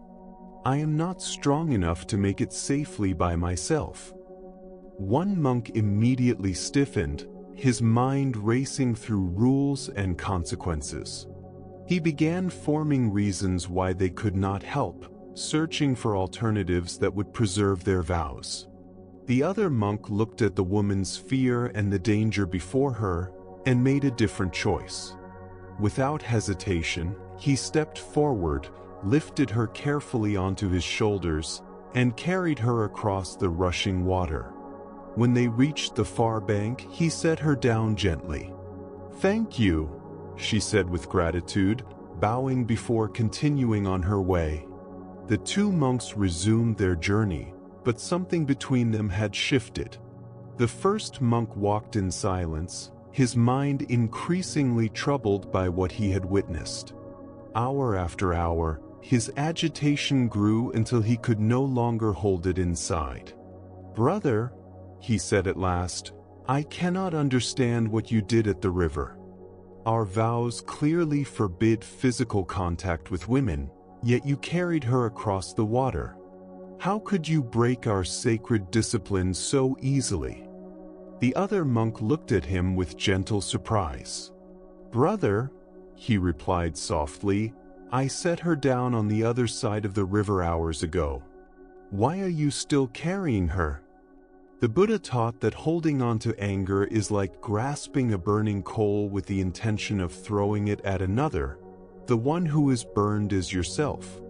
This story reveals the difference between compassionate action and mental attachment, between responding to present needs and clinging to past events. Why do we carry situations long after they have ended, replaying scenes and nurturing grievances that exist only in our minds? Zen teaching reminds us that much of our suffering comes not from what happens, but from our inability to release what has already passed. The first monk's distress shows how rigid adherence to rules can sometimes obscure the compassion that inspired those rules. The second monk saw someone in danger, acted with kindness, and then let the moment go completely. But the first monk carried the incident for hours, allowing it to grow heavier with every step. Consider how often you replay past conversations, hold on to old regrets, or relive moments that have already ended. How much of your energy is spent carrying what no longer exists? The woman crossed the river in minutes, yet the monk carried her for hours within his thoughts. This teaching reaches far beyond dramatic moments. We carry words spoken years ago, mistakes made long ago, embarrassments that no one else remembers. Meanwhile, the present moment, alive with possibility and meaning, passes unnoticed while we carry ghosts from the past. In Zen practice, we learn to distinguish between necessary action and unnecessary attachment. The second monk helped when help was needed, then moved on. He did not replay the event, worry about opinions, or burden himself with endless analysis. A Zen teacher once said that because everything is impermanent, everything is possible. The river crossing was impermanent. It began, served its purpose, and ended. Only the first monk's attachment gave it continued life in the form of suffering. The Buddha taught, "Let go of what is past. Let go of what may come. Let go of what is happening now. Do not try to figure anything out. Do not try to make anything happen. Relax and rest." And in that gentle release, the mind begins to return to its natural stillness, like a river flowing quietly beneath the moon. This teaching reveals the freedom that appears when we stop carrying experiences beyond their natural time. Look gently into your own heart and notice what you may still be holding. Old resentments, past mistakes, painful conversations, choices you wish you had made differently. All of these exist now only because you continue to lift them and carry them forward. What might it feel like to place them down and rest your hands? The irony is quiet yet profound. The monk who actually crossed the boundary felt no suffering from his action. Yet the monk who followed the rules perfectly created hours of unrest within himself. This shows that suffering often arises not from what we do, but from the stories we tell ourselves about what we have done. Tonight, as your mind drifts back to old memories, unresolved feelings, or moments that have already passed, can you remember the wisdom of the monk who let go? Can you practice setting down what you no longer need to carry, and feel the lightness that comes from walking through life without the weight of yesterday? As the Buddha taught, in the end only three things truly matter: how deeply we have lived, how fully we have loved, and how gracefully we have learned to release. True practice is not about flawless obedience to rules, but about responding wisely to what is present, and then letting it go completely, making space for whatever arises next. As we continue our journey through the quiet wisdom of Zen, let us turn to a story about the difference between resistance and flow. This is the teaching of the old man and the waterfall. In a mountain village where a swift river carved its way through ancient stone, an elderly Taoist sage often walked beside the water, watching the dialogue between the moving current and the unmoving rocks that tried to shape its course. The villagers knew him as a gentle and thoughtful man, someone who seemed to understand something subtle about nature that others could not see. One afternoon, dark clouds gathered, and rain began to fall with growing intensity. The river swelled with unusual force, its current turning wild and unpredictable, rushing toward a tall waterfall that plunged into a rocky gorge below. Most villagers avoided the area during such storms, knowing that anyone swept into the rapids would almost certainly perish against the sharp rocks beneath the falls. The old man, however, had been caught in the sudden storm while walking along his familiar path. As he tried to return to safety, the softened earth beneath his feet gave way. Before he could steady himself, he slipped into the raging torrent and was instantly pulled away by the powerful current. Those who witnessed the fall cried out in terror. They ran along the riverbank, watching helplessly as the old man was carried toward the waterfall by waters too violent for any rescue. They could only look on in despair as he disappeared over the edge, vanishing into the roaring chaos below. Everyone believed he was lost. No one could survive such a plunge, especially not an elderly man with limited strength. The villagers prepared themselves to search for his body once the waters became calm enough to do so.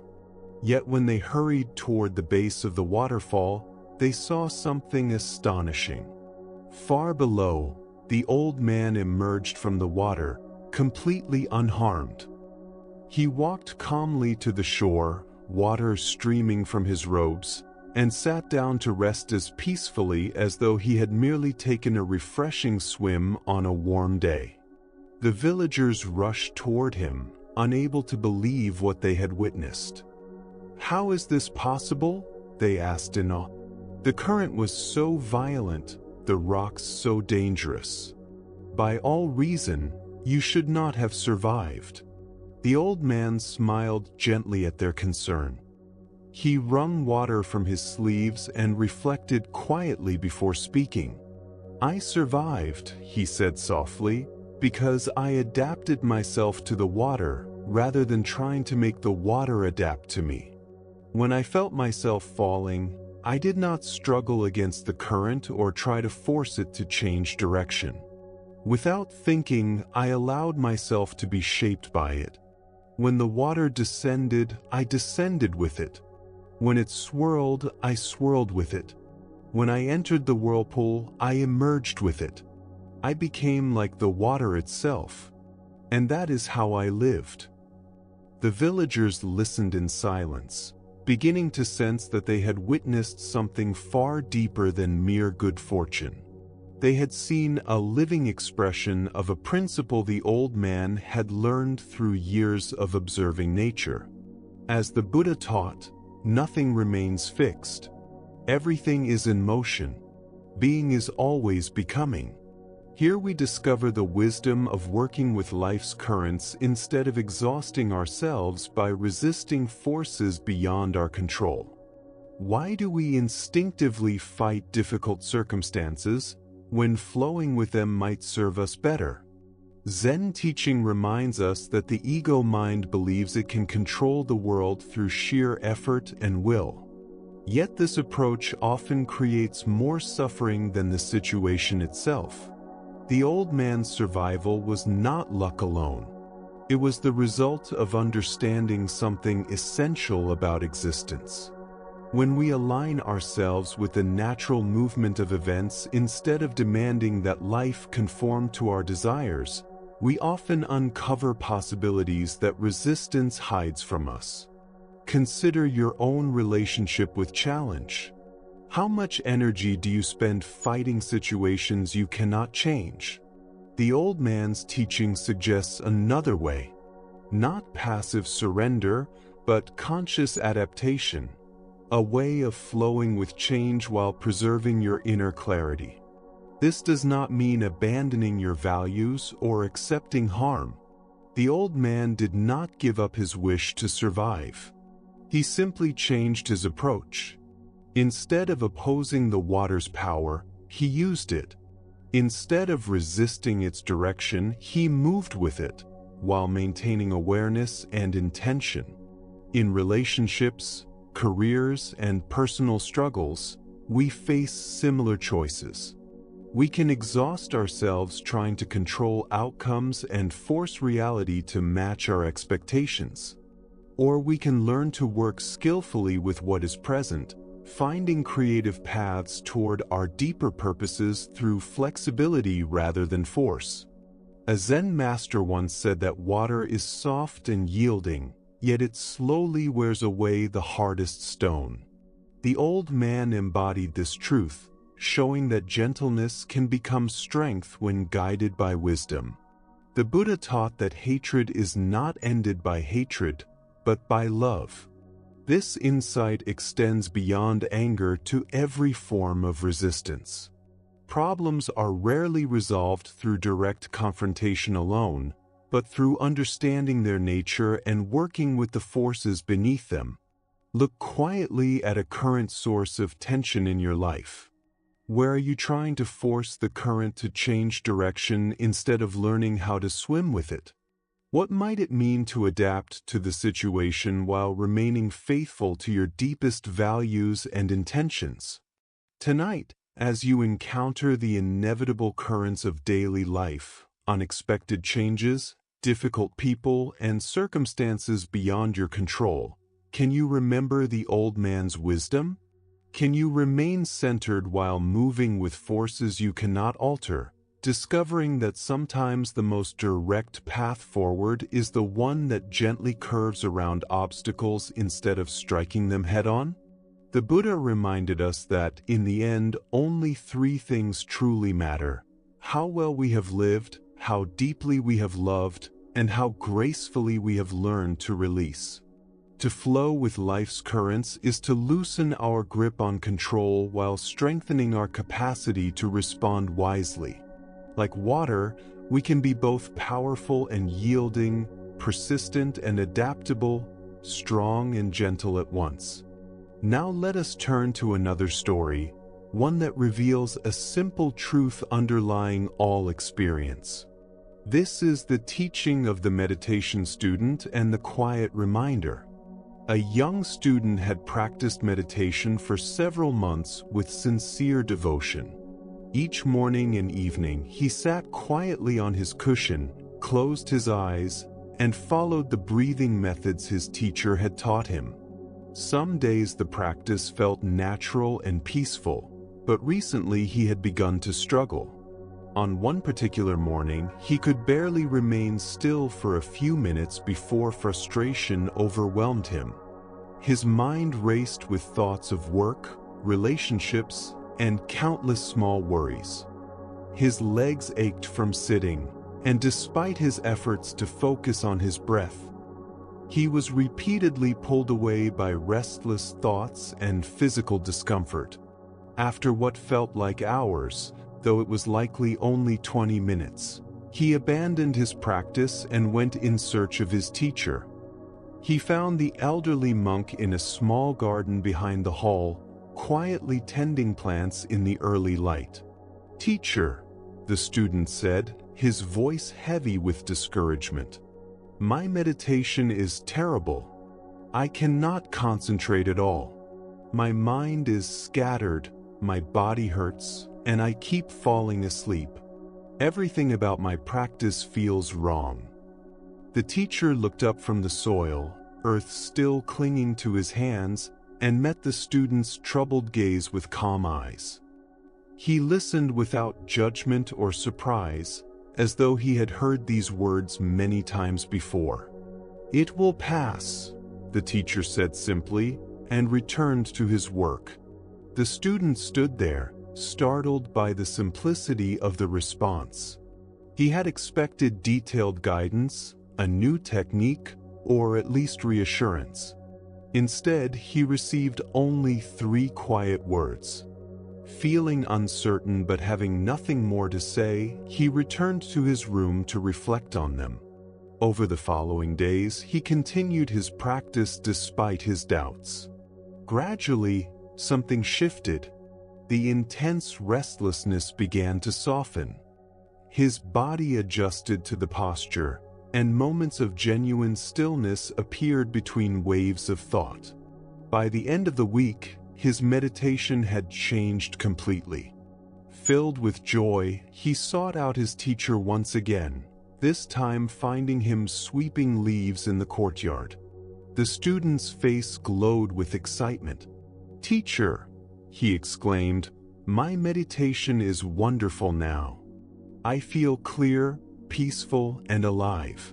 My mind is bright, my body at ease, and my practice feels beautiful in every way." The teacher paused in his sweeping, looked at the student with the same calm expression, and gave exactly the same reply. "It will pass." This time, the student heard something deeper within those simple words. His excitement about his joyful meditations softened into a quieter awareness, not disappointment, but insight. He understood that his teacher was pointing towards something fundamental about all experience, not only the practice of meditation. Buddha's wisdom reminds us, this too will pass. At the heart of this teaching lies the recognition of impermanence, the truth that all phenomena arise and fade, both the experiences we cherish and those we resist. Why do we struggle so intensely with change? Zen teaching reveals that much of our suffering comes from resisting impermanence, from clinging tightly to pleasant states and fleeing desperately from unpleasant ones. We tire ourselves trying to control what cannot be controlled. The student's meditation experiences, both difficult and delightful, were equally temporary. His teacher's repeated words pointed to a deeper stability beneath the shifting surface of experience. Not the stability of unchanging conditions, but the stability of awareness itself, the quiet space in which all experiences appear and disappear. Consider your own relationship with the rhythms of daily life. How much energy do you spend trying to preserve good moods, successful periods, or comfortable situations? How much resistance arises when you face difficult emotions, challenging phases, or uncomfortable circumstances? Both grasping and resistance create unnecessary suffering. In Zen practice, we cultivate what might be called gentle equanimity in the face of impermanence. This does not mean indifference, nor does it mean abandoning care. Rather, it is the capacity to remain centered and responsive whether circumstances feel pleasant or painful. The teacher's phrase, "It will pass," holds both comfort and challenge. It comforts us in difficult times by reminding us that no hardship lasts forever. It challenges us in joyful moments by preventing us from building our identity on temporary success or fleeting happiness. A Zen master once said that each of us is complete as we are, and yet still capable of growth. This paradox reflects the same truth the teacher was offering. We can fully inhabit our present experience while holding it lightly, knowing it will change. Look gently into your own patterns of attachment and aversion. Where in your life are you trying to make permanent what is naturally temporary? Where are you exhausting yourself by fighting conditions that would shift on their own if you simply allowed them to unfold?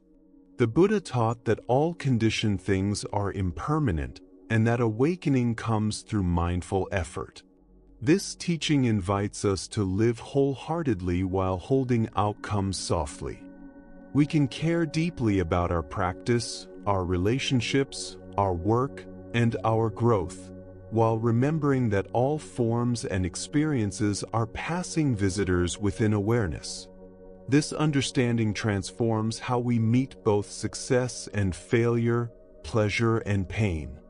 Instead of being tossed by the waves of life, we find stability in the awareness that remains unchanged even as everything else moves. Tonight, as you notice whatever states of mind and body arise, comfort or discomfort, clarity or confusion, ease or tension, can you remember the teacher's quiet wisdom? Can you fully inhabit this moment while knowing that it, like all things, will pass? The Buddha observed that just as the ocean has one taste, the taste of salt, so this teaching has one taste, the taste of freedom. Freedom is not found in achieving permanent happiness, but in discovering the grace of moving harmoniously with the ever-changing nature of existence. Now let us continue with a story that reveals the transforming power of fearlessness and compassion. This is the tale of the thief and the Zen master.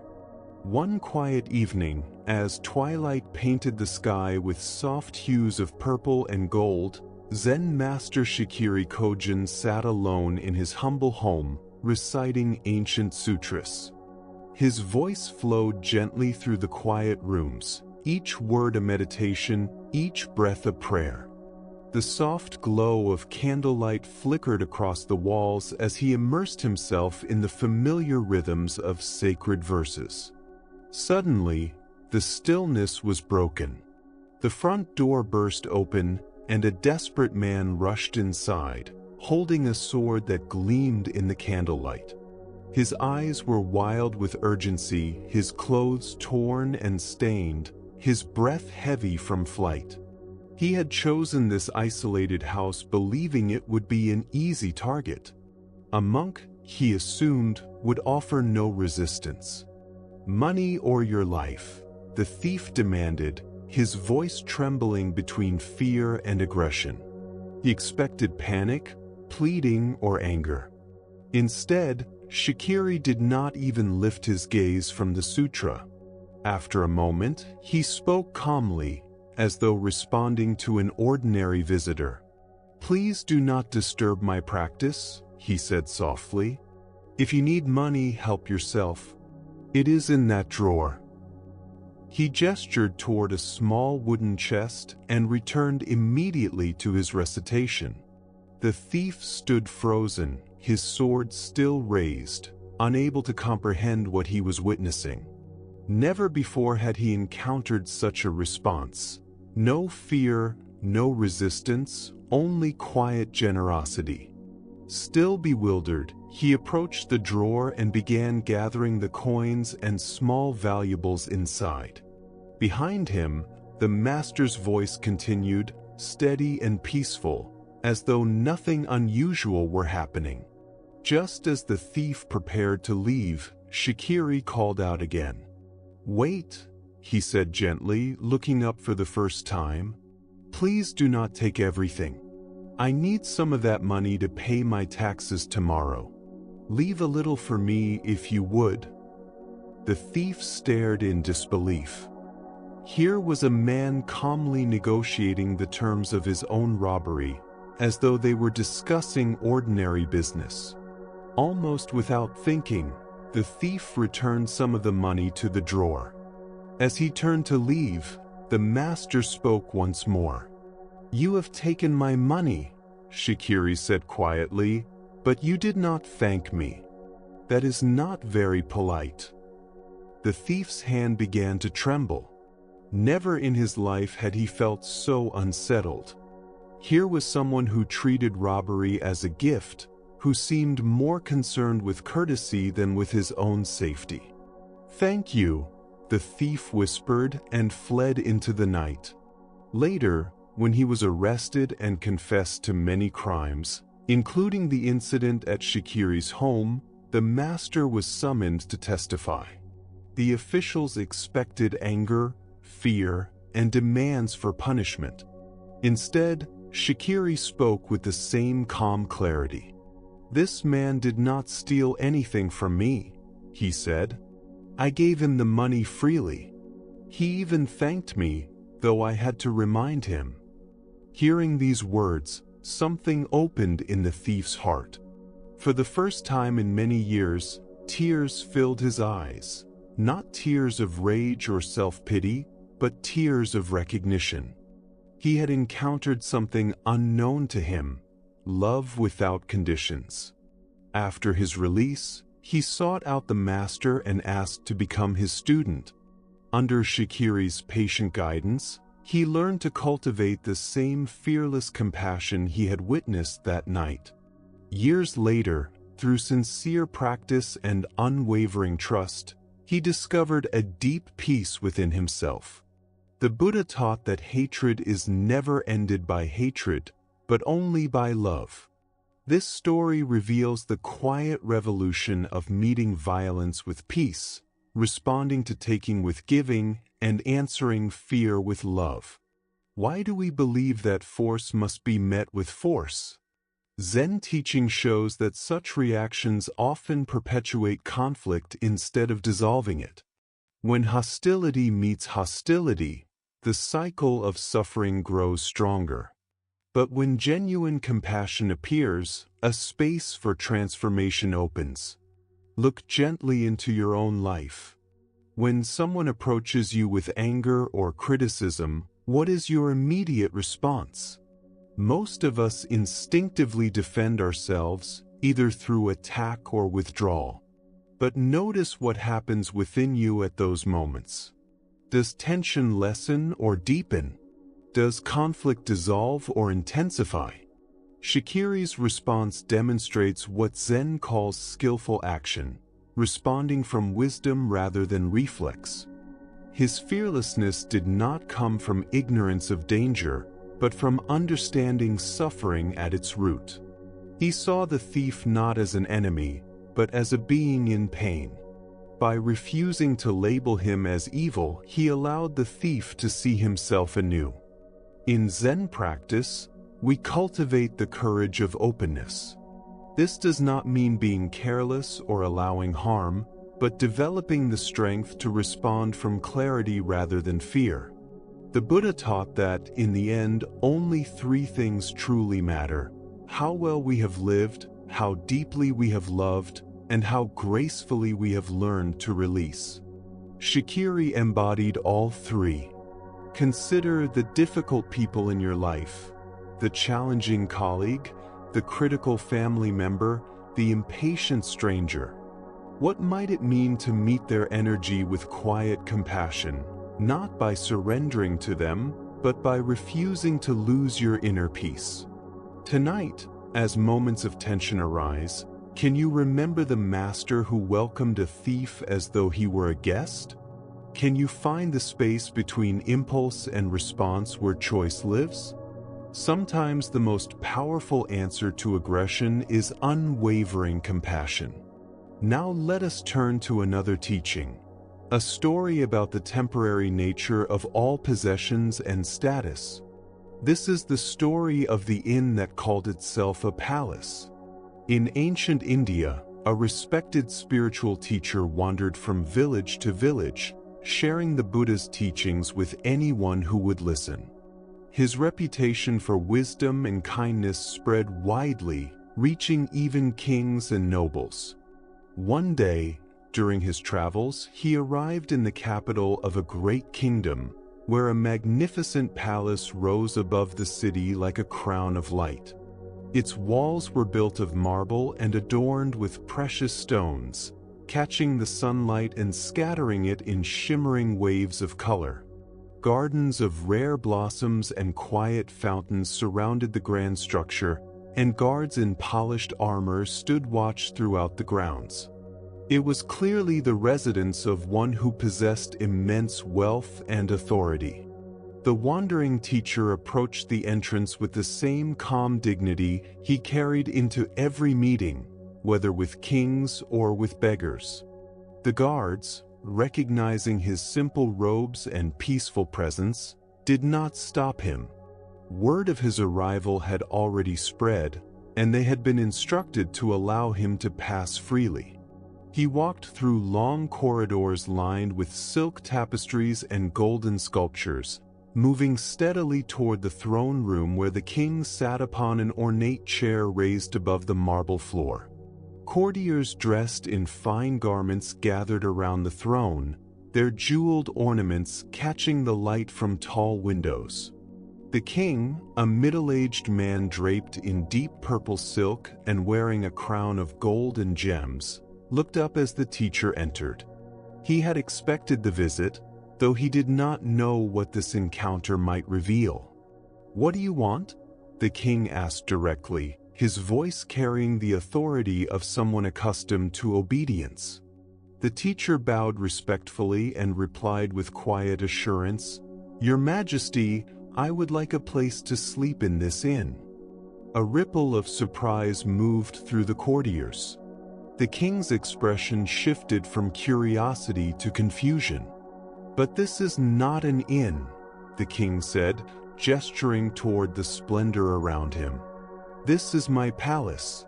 I am the ruler of this kingdom, and this has been the seat of royal power for generations." The teacher nodded thoughtfully, as if weighing these words. "I see," he said softly. "May I ask who owned this palace before you?" "My father," the king replied, his tone growing slightly defensive. "He ruled here for 30 years before his death. This palace was his seat of power, as it is now mine." "And who owned it before him?" the teacher asked gently. "My grandfather." the king answered, sensing the direction of the questions. He too ruled from this throne. He too is gone. The teacher paused, allowing the meaning of these words to settle in the vast hall. The courtiers fell silent, sensing the depth of the moment. Even the king found himself waiting, almost despite himself, for what the teacher would say next. Finally, the teacher spoke with quiet clarity that seemed to fill the room. So this is a place where people live for a short while and then move on, he said. Did I misunderstand when you said it was not an inn?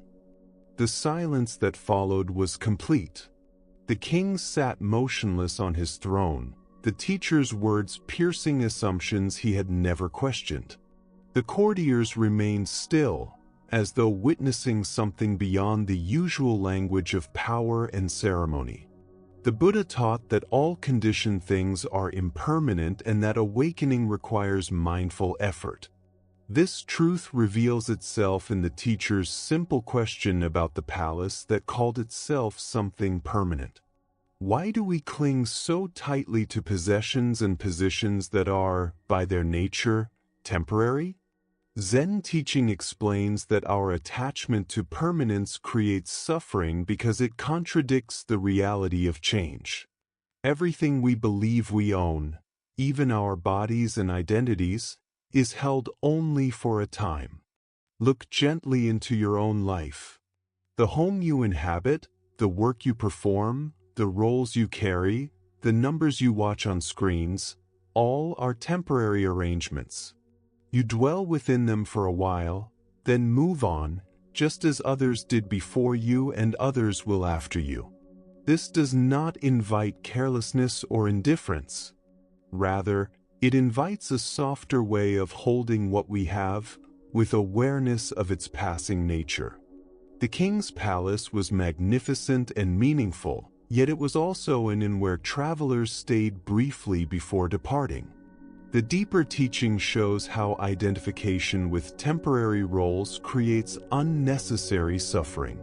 When we forget the impermanent nature of our identities, as parent, professional, homeowner, or seeker, we become anxious trying to preserve what cannot last forever. Consider your own attachments. Perhaps they are tied to career, relationships, health, or spiritual progress. Each is precious and worthy of care. Each is also subject to change. The leader becomes retired. The student becomes teacher. The healthy body encounters illness. The familiar role transforms into something new. These changes are not failures, but natural expressions of impermanence. A Zen master once taught that because nothing is permanent, everything is possible. Impermanence is not only something to fear, it is also something to celebrate. Pain can soften into understanding. Closed hearts can open to love. Rigid patterns can dissolve into wisdom. In Zen practice, we cultivate non-attachment, caring deeply while holding gently. This does not make us cold or distant. It teaches us to love without clinging, to work without grasping, and to enjoy without demanding permanence. The teacher's insight dissolves the illusion that any of us are permanent owners of anything. We are all travelers in the inn of existence, borrowing roles and possessions for a brief season. This realization can bring despair or liberation, depending on how we receive it. The Buddha reminded us that everything is impermanent and that our brief time should be used wisely. We are invited not to waste our stay in the inn, but to cultivate wisdom, kindness, and compassion while the opportunity is ours. Tonight, as you rest within your own temporary dwelling, surrounded by your own temporary belongings, can you feel the quiet freedom that comes from recognizing their transient nature? Can you sense how this awareness might deepen your appreciation rather than diminish it? The Buddha taught that among all reflections, The contemplation of impermanence is supreme.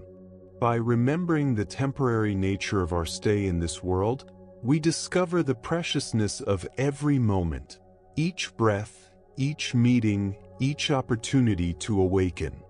Now let us turn to a tale about the thin boundary between heaven and hell within the human heart.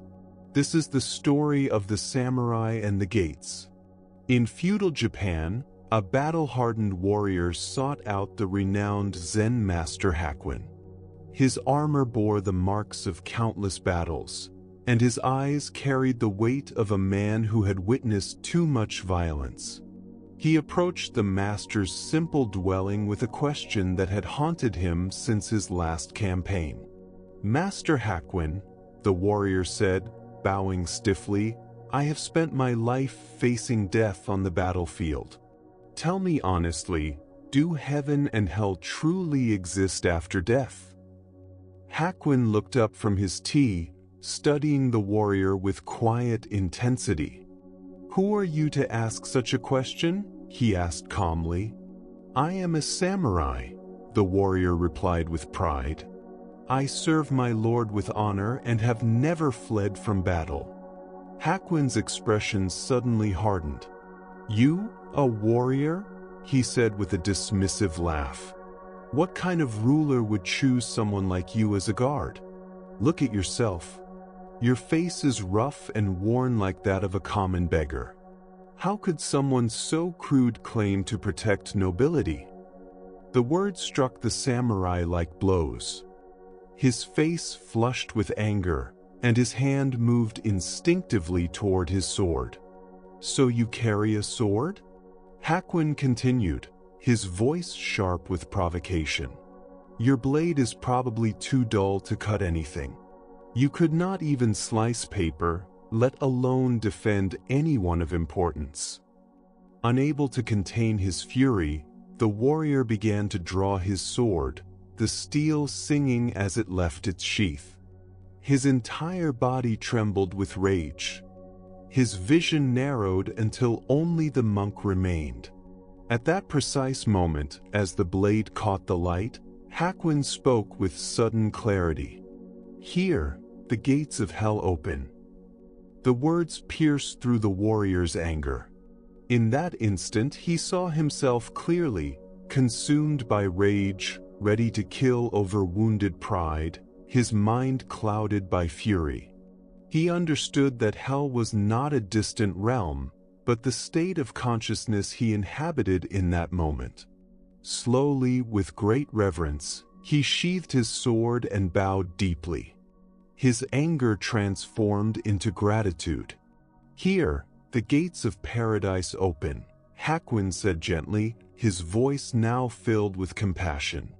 The Buddha taught that hatred never ends through hatred, but only through love. This story reveals a startling truth. Heaven and hell are not places beyond life, but experiences created within the present mind. Why do we so easily step into hell? Zen teaching points to the poisons of greed, anger, and delusion. When pride is wounded, anger arises instantly, transforming peace into suffering in a single moment. The deeper teaching shows that we carry both possibilities within us. Heaven and hell are not destinations after death, they are states of awareness in each moment. Throughout your day, similar transformations occur. A harsh message arrives, and calm turns into tension. A careless remark appears, and openness contracts into hurt. In Zen practice, we learn to recognize these moments. Like the warrior drawing his sword, we catch ourselves at the threshold of reaction. This recognition becomes the key that opens the gates of paradise. A Zen master once taught that the wise question their thoughts rather than their perceptions. When we are caught in reactivity, we reject the present moment in favor of our ideas about how things should be. Hakuin's harsh words were not cruelty, but compassion disguised as challenge. By awakening the warrior's anger, he revealed the nature of hell itself, a state created by our own minds. This teaching invites you to examine your own triggers. What words or situations instantly transport you into suffering? Each moment offers the same choice the warrior faced: to react blindly or to awaken. Tonight, as irritation arises, can you remember Hakuin's lesson? Can you recognize the moment when you are about to enter hell through reaction and instead choose awareness? The Buddha taught that what we think, we become. In every moment, we open the gates of suffering through unconscious reaction, or the gates of peace through mindful presence. Now, as our journey gently comes to rest, can you feel that the calm within you is not something you created, but something you allowed to appear? Can you sense that the understanding awakened by these stories has always been part of your own awareness? The Buddha reminded us not to dwell in the past and not to dream of the future, but to rest in the present moment. Notice that the peace you feel now does not depend on perfect conditions, but arises naturally when you allow yourself to be here.